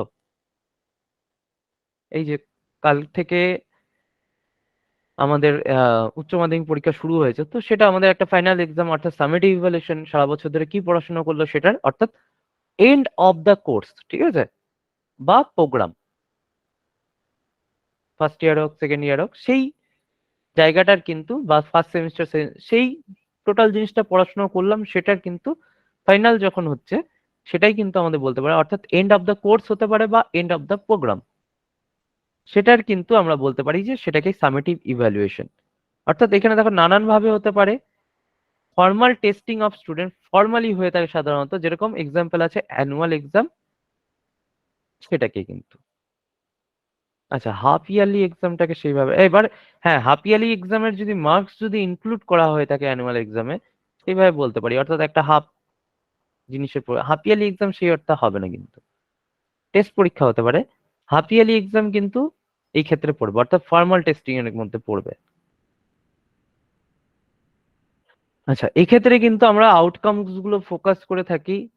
তো এক্ষেত্রে কিন্তু ফাইনাল এক্সাম যে শুধু, মানে কি বলবো, শুধু পেন এন্ড পেপারের মধ্যে এক্সাম হবে সেটা না। তোমাদের ফাইনালের সময় দেখেছো যে ওরাল টেস্টও হয়েছে, বা টার্ম পেপার যেরকম বলেছে, ওরাল রিপোর্টস আছে, প্রজেক্ট আমরা জমা দিই ফাইনাল এক্সামে, টার্ম পেপারস হতে পারে, টিম টিচিং এবং অ্যাচিভমেন্ট টেস্ট, অনেক কিছুই হতে পারে কিন্তু এর মধ্যে হতে পারে।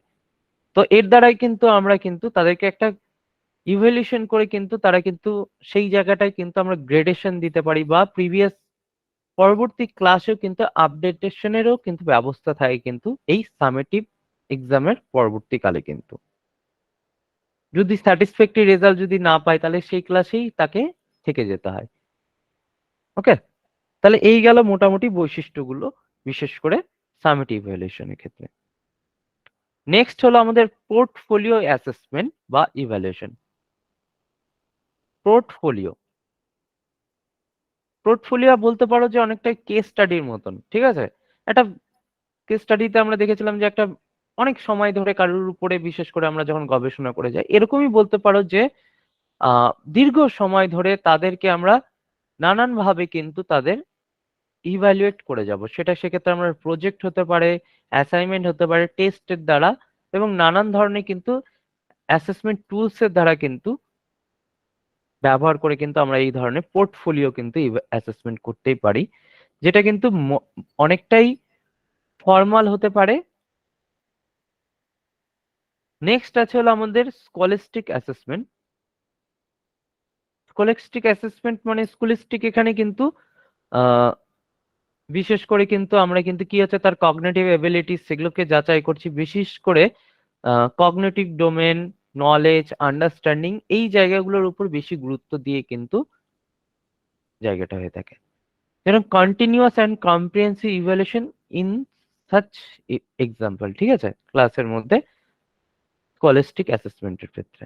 এটার একটা বলতে পারো মডার্ন ভার্সনও কিন্তু আমাদের সিবিসিএসও কিন্তু এই কন্টিনিউয়াস কম্প্রিহেন্সিভ ইভ্যালুয়েশনের মধ্যে পড়বে কিন্তু। ওকে, নেক্সট যেটার উপর থেকে খুব কোশ্চেন আসে আজকাল, সেটা হলো আমাদের এই দুটোই কিন্তু খুব ভালো করে পড়তে হবে, কিন্তু কোশ্চেন আসেই, মানে থাকবেই, মানে প্রতি বছর বেশিরভাগ পেপারেই এটার উপর কোশ্চেন থাকবে, সেটা হলো নর্ম রেফারেন্স টেস্ট এবং আরেকটা হলো ক্রাইটেরিয়ান রেফারেন্স টেস্ট। ঠিক আছে, একটাকে বলা হচ্ছে এনআরটি আর একটাকে বলা হচ্ছে সিআরটি। এই দুটোকে কখন বলবো? এই যে টিচিং লার্নিং প্রসেস যে হচ্ছে, তো প্রসেসের পরে ইভ্যালুয়েশন যখন আমরা করব, এনআরটি তে সাধারণত করা হয়ে থাকে কি, এনআরটি তে সাধারণত পারফরমেন্স সাধারণত বেস করা হয় হলো, ধরে নাও বাকি যারা স্টুডেন্ট আছে, ধরে নাও রাম এক্সাম দিল এবং ক্লাসে আরো বাচ্চারা যারা আছে তাদের উপর বেস করে যখন তাদের মূল্যায়ন করা হচ্ছে, অর্থাৎ ফার্স্ট সেকেন্ড থার্ড বলা হচ্ছে। ঠিক আছে, অর্থাৎ এক্ষেত্রে কিন্তু কম্পেয়ারিং করা হচ্ছে তাদের যে স্টুডেন্টরা আছে তাদের উপর বেস করে। ঠিক আছে, যেরকম মাধ্যমিকে অনেক শিক্ষার্থী হতে পারে বা ক্লাসরুমে এক্সাম নেওয়া হলো, ক্লাস এইটের এক্সাম নেওয়া হলো, এবং ফার্স্ট সেকেন্ড থার্ড বা তাদের যে পারফরমেন্স যখন ইভ্যালুয়েশন করলাম, অর্থাৎ সেটা কিন্তু হয়ে যাবে এনআরটি করা হচ্ছে, যেহেতু তাদের কম্পারিজন করা হচ্ছে সেই ক্লাসের বাচ্চাদেরকে নিয়েই কম্পারিজন করা হচ্ছে এবং সেই হিসাবে কিন্তু ফার্স্ট সেকেন্ড থার্ড র্যাঙ্ক দিয়ে দিচ্ছি। কিন্তু সেম আবার আরেকটা জিনিস, সেটা হলো সিআরটি। সিআরটি তে আগের থেকে প্রি ডিটারমাইন্ড লার্নিং স্ট্যান্ডার্ড থাকবে। ঠিক আছে, তুমি যদি 60% যদি পাও তবেই তুমি কি হয়ে যাবে, টেট কোয়ালিফাই। অর্থাৎ আগের থেকেই প্রি ডিটারমাইন্ড লার্নিং স্ট্যান্ডার্ড করে দেওয়া আছে, অর্থাৎ 60% অ্যাবভ পেলেই তুমি কোয়ালিফাই।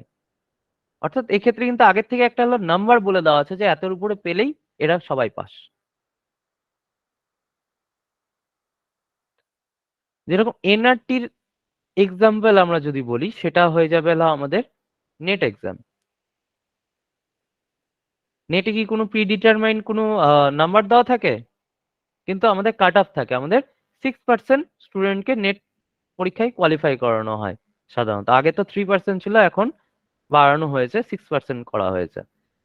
তো সেক্ষেত্রে দাঁড়িয়ে অর্থাৎ এখানে কিন্তু দেখা হচ্ছে কি, বাকি স্টুডেন্টরা কত নাম্বার পেয়েছে, তাদের পারফরমেন্স কেমন হয়েছে, তার আসপেক্টে বিচার করে দেখা হচ্ছে যে কাদেরকে আমরা কোয়ালিফাই করাবো। আর আগেরটাতে কি হচ্ছে, টেটে কত স্টুডেন্ট পরীক্ষা দিচ্ছে, কে কত নাম্বার পেয়েছে সেটা ডাজ নট ম্যাটার, 60%-এর উপরে নাম্বার পেয়েছো তার মানে তুমি কোয়ালিফাই। নেটে কি সেটা হয়? কোনো সাবজেক্টের দেখা গেল 50% কাট অফ মার্ক, কোনো পার্সেন্ট কোনো জায়গায় 45-ও হতে পারে, কোনো জায়গায় 60%-ও হতে পারে। তো এক একটা সাবজেক্টে ভ্যারি করছে। কেন ভ্যারি করছে?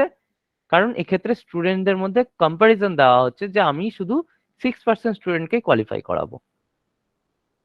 ক্লিয়ার? আশা করি এই দুটো জিনিস কিন্তু আশা করি ক্লিয়ার হওয়া উচিত। বলো, একটু রেসপন্স দাও।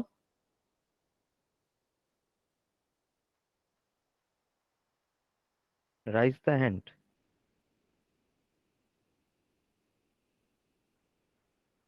ওকে, আশা করি সবাইকে ক্লিয়ার করতে পেরেছি।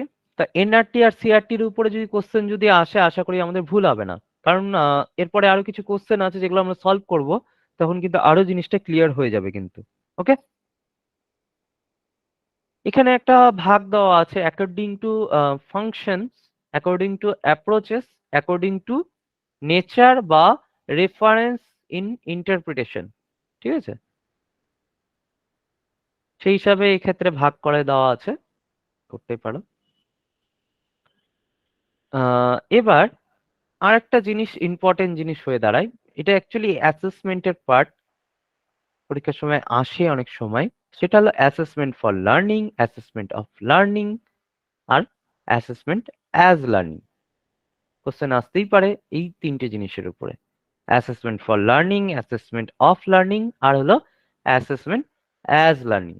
বাংলা করে যদি দাঁড়ায়, একটাকে বলবো হলো আমরা অ্যাসেসমেন্ট ফর লার্নিং এর ক্ষেত্রে, অর্থাৎ শেখার মূল্যায়ন।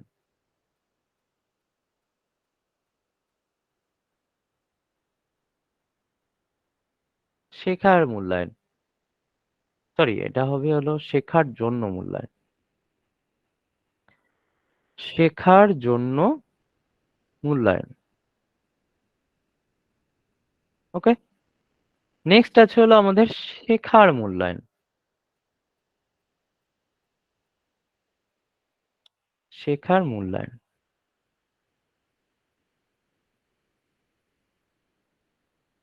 আর একটা আছে হলো শেখার হিসাবে মূল্যায়ন।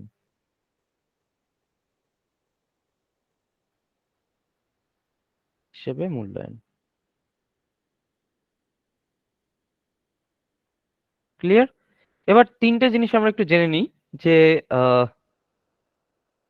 সেটে কি পিএইচডি কম্পালসারি হয়েছে? না তো এরকম পিএইচডি কম্পালসারি ব্যাপার আমি বলতে পারছি না।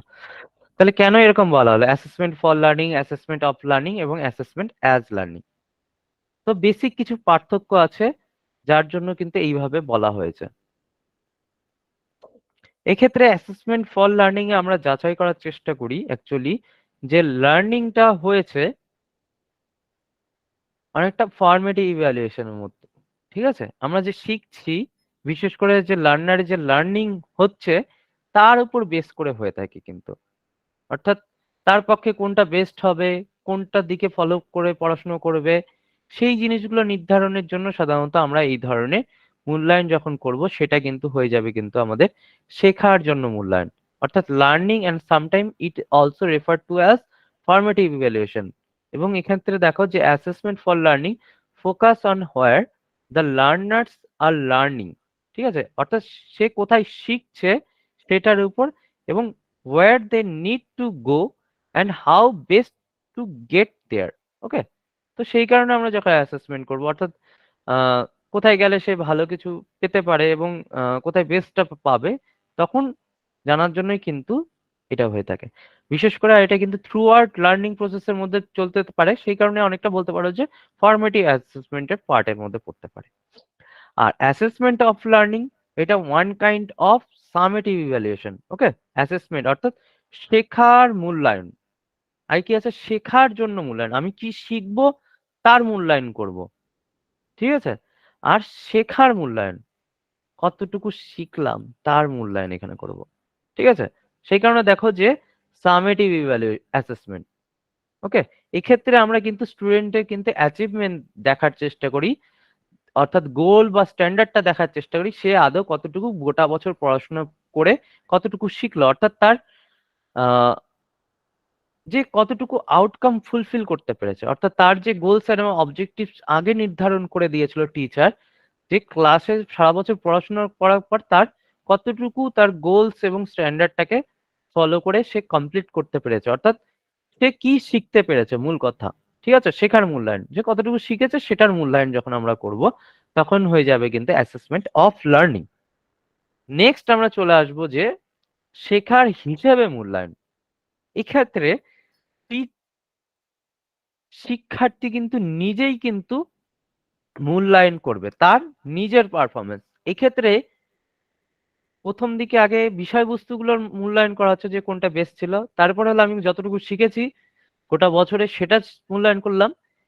মূল্যায়ন করবে কে? এক্ষেত্রে টিচাররাই মূল্যায়ন করবে, বিশেষ করে অ্যাসেসমেন্ট অফ লার্নিং এর ক্ষেত্রে। কিন্তু অ্যাসেসমেন্ট অ্যাজ লার্নিং এর ক্ষেত্রে আমরা দেখতে পারবো যে টোটাল লার্নিং প্রসেসের মধ্যে শিক্ষা তো হয়ে গেছে, এই ক্ষেত্রে স্টুডেন্ট নিজেই তার কি কি করবে, তার নিজের পারফরমেন্স বা সেটাকে কিন্তু বিশেষ করে বলতে পারবো নিজেকেই নিজে মূল্যায়ন করবে।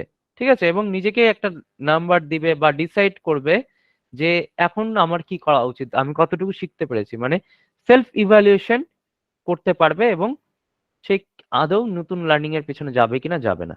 এই ছকটা দেখলে আর একটু ভালো করে বুঝতে পারবে যে ফর এর ক্ষেত্রে কি, অ্যাজ এর ক্ষেত্রে কি, অফ এর ক্ষেত্রে কি। দেখো অ্যাসেসমেন্ট ফর লার্নিং এ কি আছে,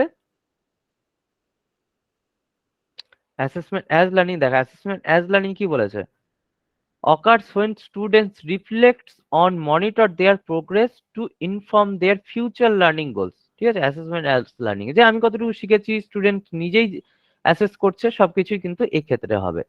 অ্যাসেসমেন্ট অফ লার্নিং এর ক্ষেত্রে দেখো occurs when the teacher use the evidence students learning judgment on student achievement against the goals and standard।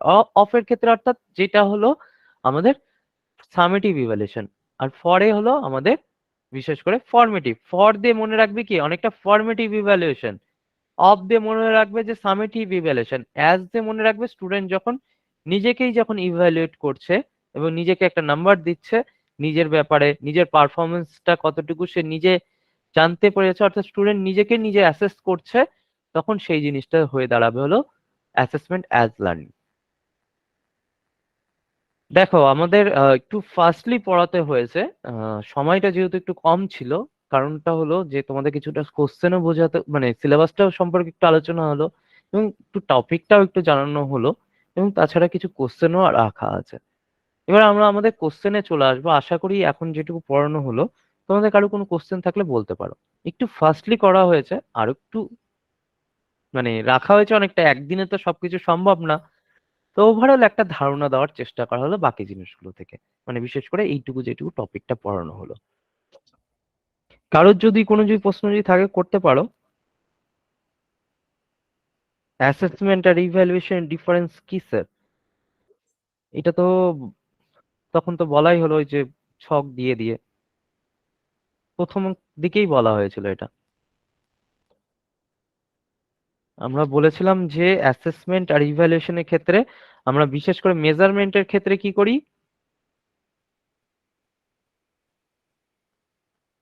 Information gather করি। ওকে, বিশেষ করে ইনফরমেশন গ্যাদারিং করি।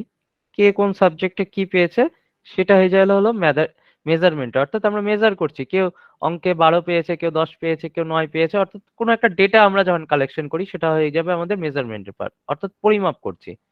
অ্যাসেসমেন্টের ক্ষেত্রে আমাদের জিনিসটা হয়ে দাঁড়ায়, আচ্ছা আমি শর্টে লিখে নিচ্ছি। অ্যাসেসমেন্টের ক্ষেত্রে কি করব, এই যে ইনফরমেশন যে আমরা পাবো, এবার তো বাচ্চারা তো অনেকজন পরীক্ষা দিয়েছিল এবং তাদের যে ডেটাগুলো আমরা পেয়েছি, এক একজন এক একজন নাম্বার পেয়েছে এক এক রকম।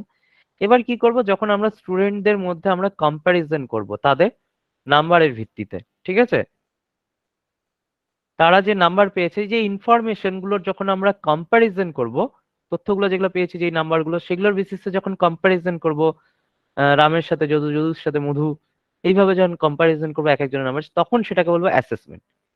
আর ইভ্যালুয়েশনটা হলো,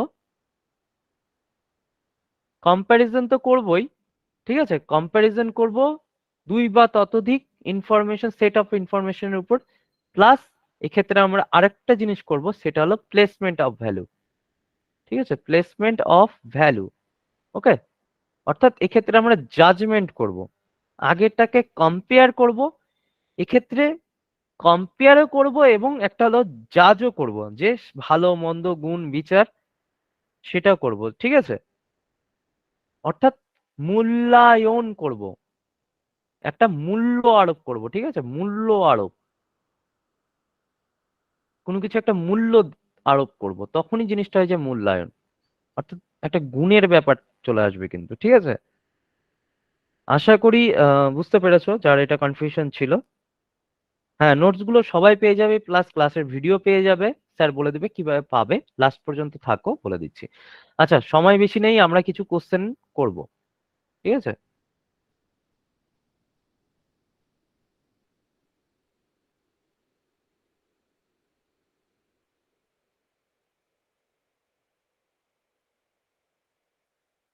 আচ্ছা, দেখো তোমাদের জন্য ফার্স্ট কোশ্চেন।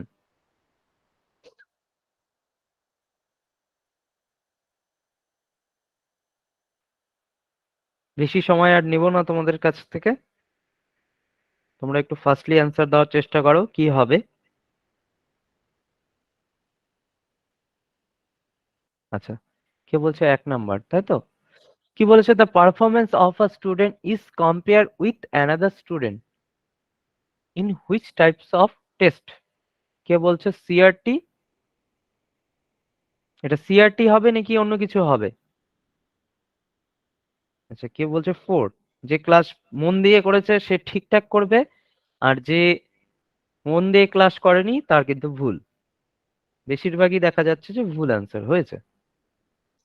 আচ্ছা, কি বলেছে, কম্পেয়ারের কথা বলেছে। আমি একটুখানি আগে নেট সেটের এক্সাম আর টেট এক্সাম দিয়েছি। নেটের এক্সাম দেওয়ার ক্ষেত্রে আমি কি বলেছিলাম,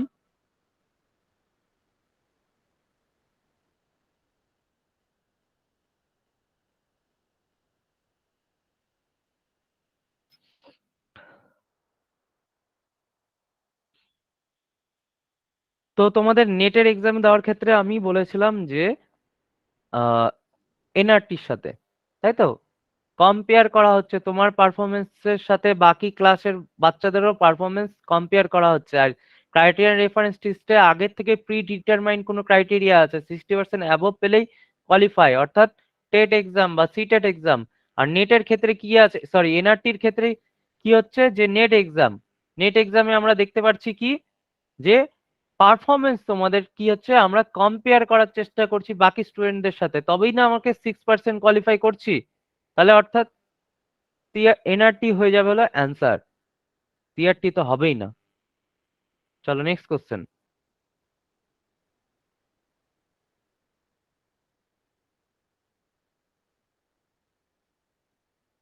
জানি না দেখতে পারবে কিনা।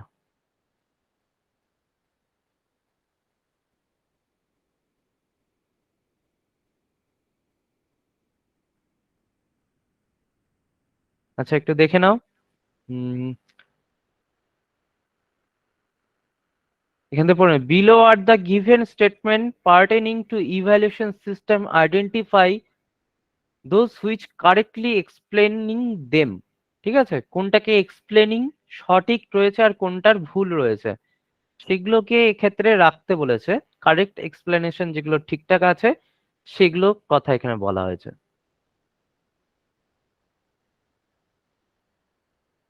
কোনগুলো ইনফরমেশন ঠিকঠাক আছে সেগুলো একটু দেখো।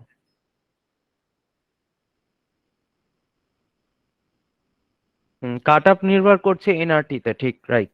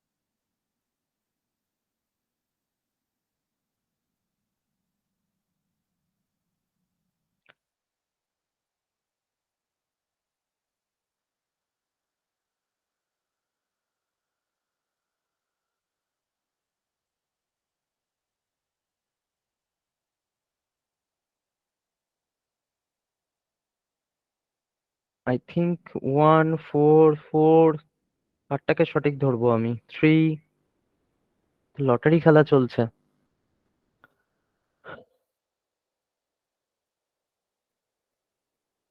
কেউ 2 দিচ্ছে।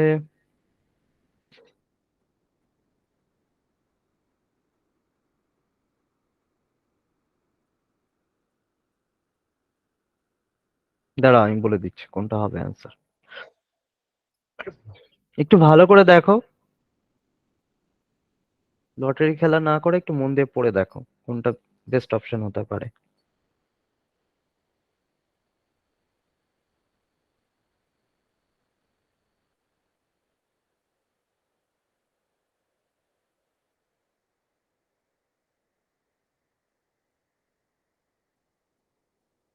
আচ্ছা, criterion test focus on delimited domain of learning task, এটা হবে। আচ্ছা, নেক্সট আছে non requires the clarify define groups. ঠিক আছে, ক্ল্যারিফাই করা দরকার, কারণ যেহেতু এক্ষেত্রে আমরা দেখতে পাচ্ছিলাম কি কোন একটা গ্রুপের সাথে তুলনা করা হচ্ছে, তো তাদের গ্রুপগুলোর সম্পর্কে তো ডিফাইন করা উচিত। ফর্মেটিভ টেস্ট কিন্তু at the end of the course হয় না, আমরা জানি। 4 নাম্বারটা কি বলেছে? হ্যাঁ, both norm referent test testing and nRT testing use the same type of test item. ঠিক আছে, যে কোনো টেস্ট আইটেমের করাই যেতে পারে, আমরা তো আগে নির্ধারণ করে দিলেই হলো। এটা হতে পারে। Summative test are use regularly during teaching instruction, এটা মোটেই হয় না।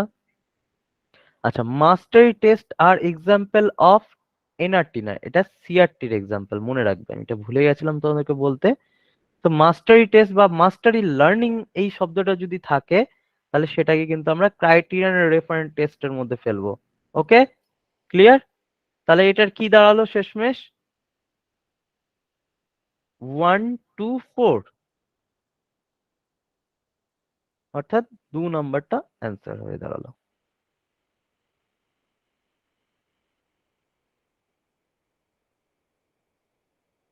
আচ্ছা, এখানে বলা আছে যে from the list of evaluation procedures given below, identify those which will be called formative evaluation, indicates your answer by choosing from the code. Formative ইভ্যালুয়েশনের জায়গাগুলোকে আমাদেরকে চুজ করতে বলেছে।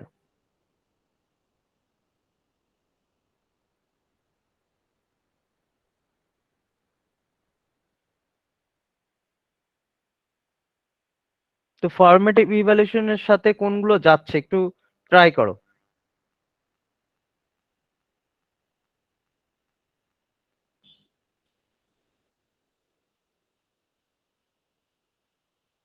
টিচার অ্যাওয়ার্ডস গ্রেডস, দেখো পরীক্ষার সময় আমি যেটা সবসময় বলি, আনসার সিলেকশন করবে না, রিসিলেক্ট করতে শেখো, বাদ দিতে শেখো, তারপরে যেগুলো থাকবে সেগুলোকেই আমরা অ্যান্সার হিসাবে গণ্য করব।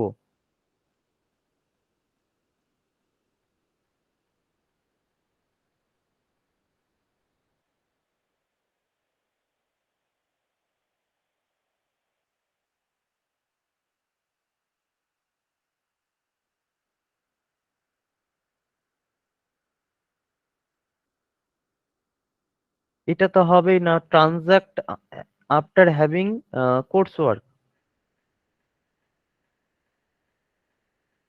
আচ্ছা, during interaction the students in the classroom teachers provide corrective feedback, right? এটা answer.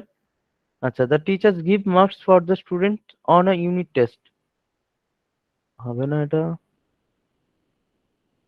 The teachers clarify the doubts of the student itself, এটা হবে।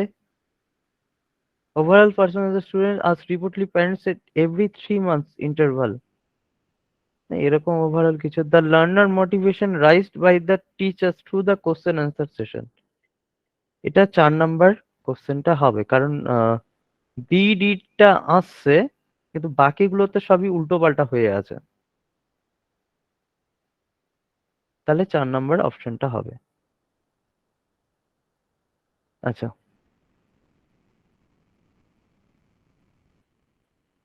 নেক্সট কোশ্চেন আমাদের 4 নাম্বার কোশ্চেনটা ট্রাই করো। On the basis of summative evaluation, a teacher is interpreting his/her students' performance in terms of their wellness lifestyle evident in behavior. This will be called,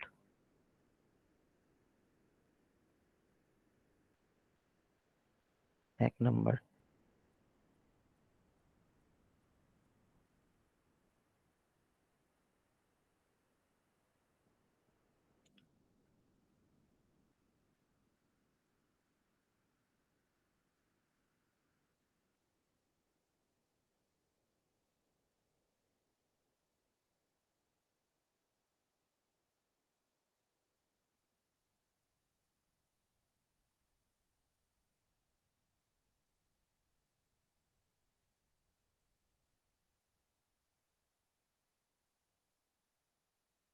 try করো, সবাই try করো।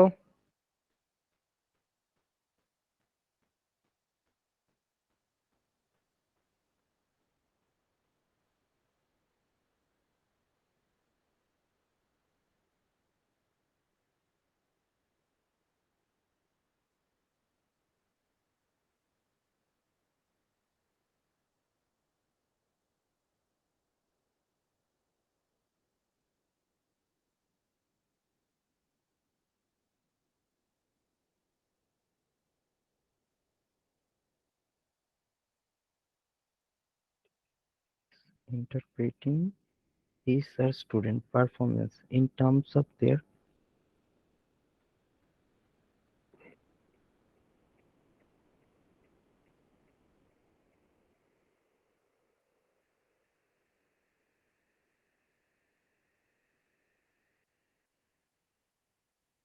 দেখো এই কোশ্চেনটা একটু ঘুরোনো আছে, ঠিক আছে? কোনো একটা বেসিসের উপর বেস করে, মানে আগের থেকে নির্ধারিত কিছু একটা আছে, ঠিক আছে? এই লাইনটা একটু বেস করে দেখো। Performance in terms of their wellness lifestyle evident in behaviour, এই লাইনটা একটু ভালো করে পড়ো।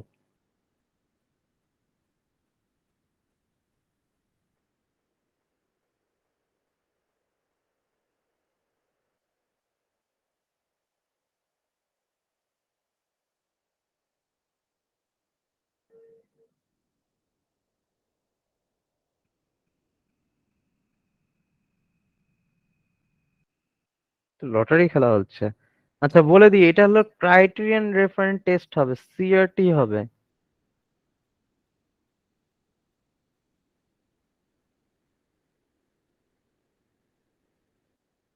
কারণ এখান থেকে প্রি ডিটারমাইন্ড বিশেষ করে আহ হয়ে যাচ্ছে, কারণ এখানে তাদের যে সুস্থ জীবনযাপন ধারার যে পরিপ্রেক্ষিতে কর্মদক্ষতার কথা কিন্তু বলা আছে, কিন্তু এখানে performance in terms of their wellness lifestyle evident in behaviour. অনেকটা একটু জটিল কোশ্চেন এটা, খুব একটা কঠিন কোশ্চেন দিয়েছে। ঠিক আছে, এমনি যদি দেখি মনে হবে যে এটা মনে হয় এনআরটি, কিন্তু একটু জটিল করে দেওয়া আছে। তো সেক্ষেত্রে কিন্তু পারফরমেন্স ইন টার্মস এখান থেকে of their wellness lifestyle evident in behaviour.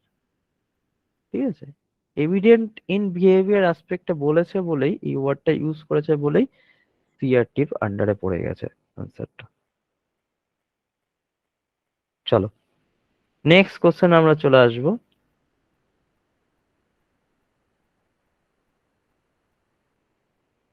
চলো এখন থেকে একটু সহজ কোশ্চেন গুলো আছে, ফটাফট করা, আর বেশিক্ষণ করাবো না, 2 আর 4 মিনিট করাবো। আর বাকি কোশ্চেন গুলো তোমাদের জন্য থাকবে হলো হোমওয়ার্ক। ঠিক আছে, বাকি আরো ভালো ভালো কোশ্চেন আছে, সময়ের জন্য আজকে করা গেল না।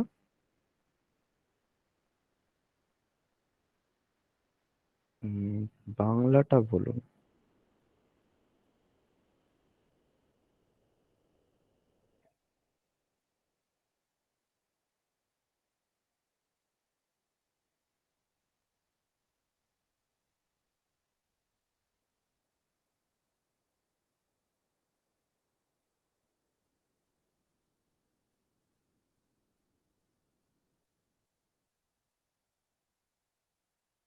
আচ্ছা, কে বলছে যে ডায়াগনস্টিক্স? কারণ এখানে ডিফিসিয়েন্সি অ্যান্ড ডিফিকাল্টিস এর কথা বলা হয়েছে, সেটা আমরা ডায়াগনস্টিক টেস্টের দ্বারাই জানতে পারবো।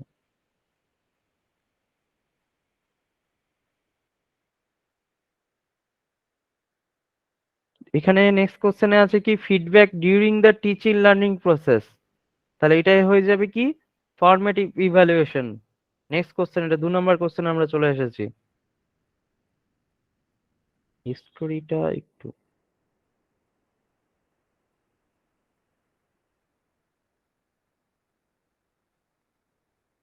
ওকে, এই কোশ্চেনটা একটু ভুল আছে মনে হচ্ছে।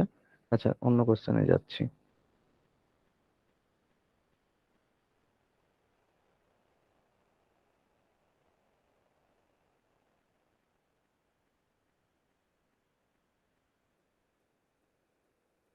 আচ্ছা এটা একটা করো, তাহলে অনেকগুলোর সাথে আমাদের ম্যাচিং হয়ে যাবে। ঠিক আছে, এটাই আজকের জন্য লাস্ট কোশ্চেন আমি রাখছি। বাকি আরো অনেক কোশ্চেন আছে যেগুলো তোমরা কিন্তু নিজেরা সলভ করে নেবে। ঠিক আছে, সময়টা কম, সময়টা অলরেডি হয়ে গেছে।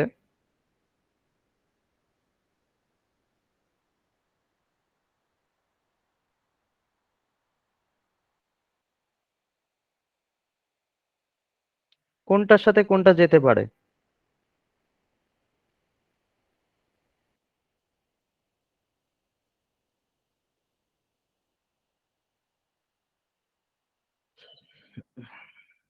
বেশিরভাগ জনই রাইট অ্যান্সার দিচ্ছে, বাহ।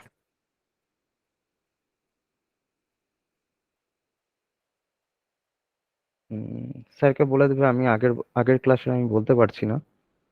চলো, তাহলে 1 নাম্বারটা হলো রাইট অ্যান্সার, এর সাথে হলো 4 নাম্বারটা, এটা আমাদেরকে এটা ম্যাচিং করে দেয়। সামেটিভ ইভ্যালুয়েশন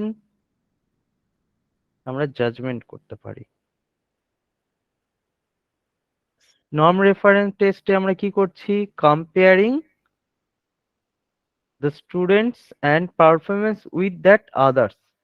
আর ক্রাইটেরিয়ানে কি হচ্ছে একটু আগেই বলে দিলাম যে ইন্ডিকেটার্স, ইন্ডিকেটিং স্ট্যান্ডার্ডস অফ মাস্টারি।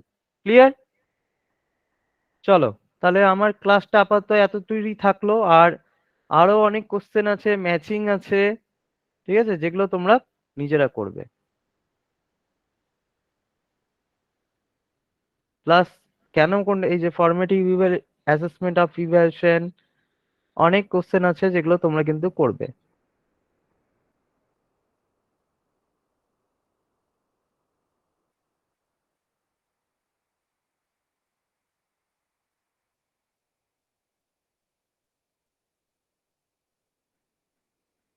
এবং শুধু কোশ্চেন গুলো সলভ করবে না, প্লাস এগুলোর সাথে যেসব ইনফরমেশন গুলো আছে সেগুলো একটু স্টাডি করে নেবে। ওকে?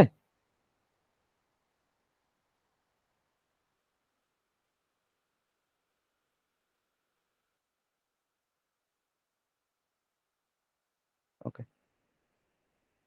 তাহলে স্যার আমাদের ক্লাসটা হয়ে গেছে, আপনার কিছু বলা থাকলে বলতে পারেন। থ্যাংক ইউ স্যার, অসংখ্য ধন্যবাদ আপনাকে। আর তোমাদের একটু মানে গ্রুপটা দেখো ওপেন করে দেওয়া আছে, তোমরা চাইলে একটু ফিডব্যাক শেয়ার করতে পারো। স্যার যে তোমাদের 1.5 ঘন্টা ক্লাস নিলেন, পুরো 1.5 ঘন্টা হয়েছে, তো সেখান থেকে তোমরা কি জানতে পারলে বা কতটা কি উপকার হলো তোমাদের জন্য? কারণ 1.5 ঘন্টা ক্লাসে কিছুই সম্ভব না। তো সেই জায়গা থেকে বলছি যে তোমাদের যদি কিছু ফিডব্যাক তোমরা শেয়ার করো, যেটা তোমাদের মনে হয়েছে, ভালো খারাপ যাই হোক না কেন, কিন্তু একটু ডিটেলসে, খুব ভালো, ভালো, থ্যাংক ইউ, এরকম টাইপের না, অ্যাটলিস্ট একটা দুটো লাইন কি আশা করা যায় না? ধরো 32 হয়েছে, 9টা 32, আমি 9টা 34-এর মধ্যে বন্ধ করে দেবো, তারপরে তোমাদের সাথে ফিডব্যাকটা শেয়ার করবো। 9টা 32 হয়েছে, ঠিক 2 মিনিট আমি খোলা রাখবো, তোমরা প্লিজ একটু তোমাদের ফিডব্যাক শেয়ার করো। এখানে নয়, কমেন্ট বক্সে নয়, তোমাদের গ্রুপটাতে একটু শেয়ার করো, গ্রুপটা দেখো ওপেন করা আছে, একটু প্লিজ শেয়ার করো তোমাদের ফিডব্যাক। একটু যদি একটা দুটো লাইনে লেখো, সেটা আরো ভালো বোঝা যাবে। আমি ঠিক 2 মিনিটের মধ্যে এটা বন্ধ করে দেবো, দেন আমরা কোডে চলে যাবো, সিক্রেট কোডে চলে যাবো।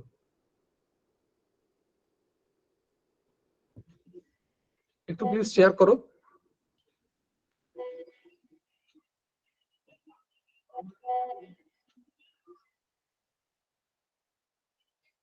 বাকিদের ক্ষেত্রে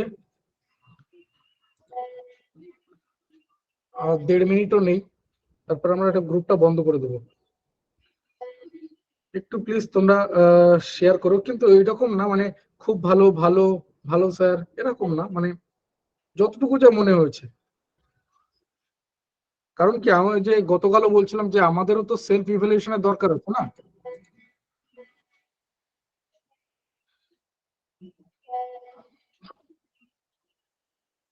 কারণ আমাদের আবারও বলছি যে একটা ক্লাসে আমাদের এত ক্ষমতা নেই যে তোমাকে সব বুঝিয়ে দিতে পারবো, একদমই না, সে ক্ষমতা আমাদের নেই কিন্তু। তো সেই পয়েন্ট অফ ভিউ থেকে বলছি যে যতটুকু যা মনে হয়েছে সেটুকুই তোমরা একটু শেয়ার করো। আর ঠিক 50 সেকেন্ডের মধ্যে বন্ধ করবো গ্রুপটা।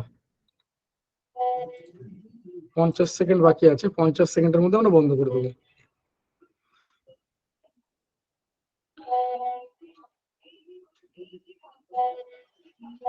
হ্যাঁ, একটু এরকম ডিটেলস হতো ফিডব্যাক। আমি আশা করি গতকালকে রেকর্ডিং ভিডিও পিডিএফ নোটস পেয়ে গেছো, আজকেরটাও কিভাবে পাবে আমি জাস্ট বলে দিচ্ছি, 1টা মিনিট সময় লাগবে আমার, দেন আমি তোমাদেরকে শেয়ার করে দিচ্ছি।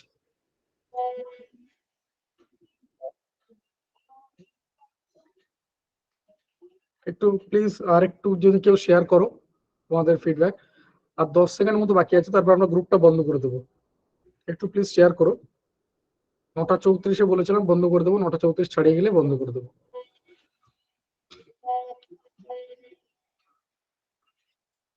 তাহলে গ্রুপটা বন্ধ করলাম, হ্যাঁ, দেন আমি কোড শেয়ার করে দিচ্ছি।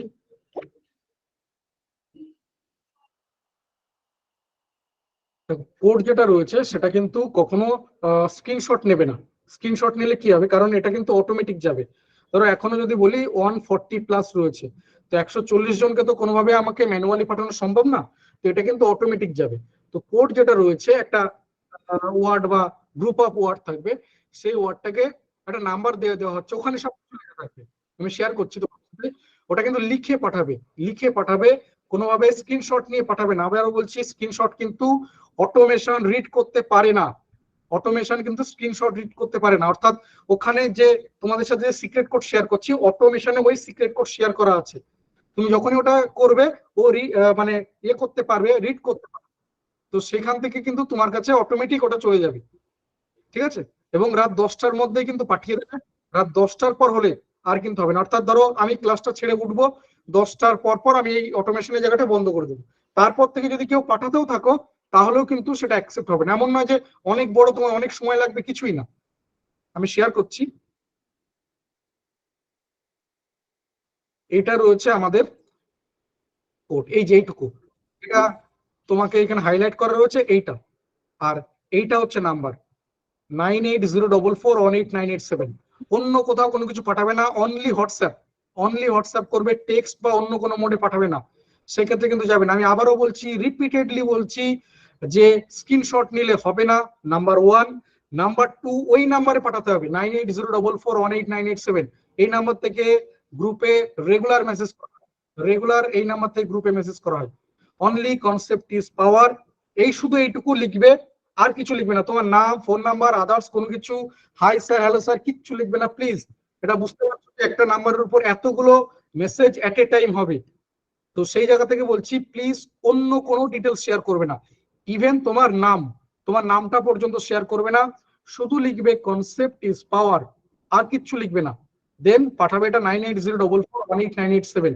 এ বাদ দিয়ে আর অন্য কোনো নেই, শুধু বলছি বারবার যে স্ক্রিনশট নেবে না, কোন রকম ছবি তুলে পাঠাবে না, সেক্ষেত্রে কিন্তু হবে না, ঠিক আছে? সেক্ষেত্রে কিন্তু তোমার কাছে যাবে না। আমি আবারও বলছি, এটা আমি ম্যানুয়ালি পাঠাবো না, যে তোমারটা পড়লাম স্ক্রিনশট পাঠিয়ে দিলাম, এরকম নয় ব্যাপারটা। এগুলো কিন্তু অটোমেটিক হবে, তোমার এই ওয়ার্ডটা মানে ওখানে অটোমেশনে কিন্তু এই ওয়ার্ডগুলোই দেওয়া আছে, কনসেপ্ট ইজ পাওয়ার, যেটা ম্যাচ করবে তোমার কাছে অটোমেটিক চলে যাবে। আর রাত 10টার মধ্যে পাঠাবে, 10টার পর, অর্থাৎ আমি যখন এটাকে অটোমেশনটা স্টার্ট করে দেবো, তারপর কিন্তু আর ওইগুলোকে নেবে না। বাকি যারা পাঠাচ্ছ তারপরে 10টার পর পাঠালে, তাহলে কিন্তু আর নেবে না। মোটামুটি আশা করতে পারো যে রাত 12টা, 12:30টার মধ্যে তোমার কাছে পৌঁছে যাবে, এতটুকু আশা করতে পারো। ঠিক আছে, আশা করি সবাই পেয়ে গেছো। আর কারো কথা কোশ্চেন নেই?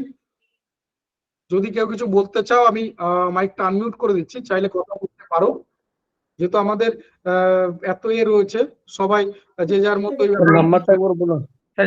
শুধু কি লিখে পাঠাতে হবে এটা? শুধু লিখে পাঠাবে, কনসেপ্ট ইজ পাওয়ার, শুধু এটাকে লিখবে 9804418987। এটা যেহেতু সিক্রেট কোড, তার মানে আগামীকাল কিন্তু আলাদা হবে।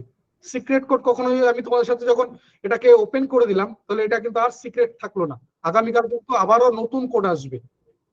এটা ভেবো না যে ঠিক আছে এই তো হয়ে গেল, একদিন পেয়ে গেছি 5 দিন চলে যাবে, ব্যাপারটা একদমই না। আগামীকাল কিন্তু নতুন আর একটা কোড আসবে আগামীকালকের ক্লাসে। স্যার এটা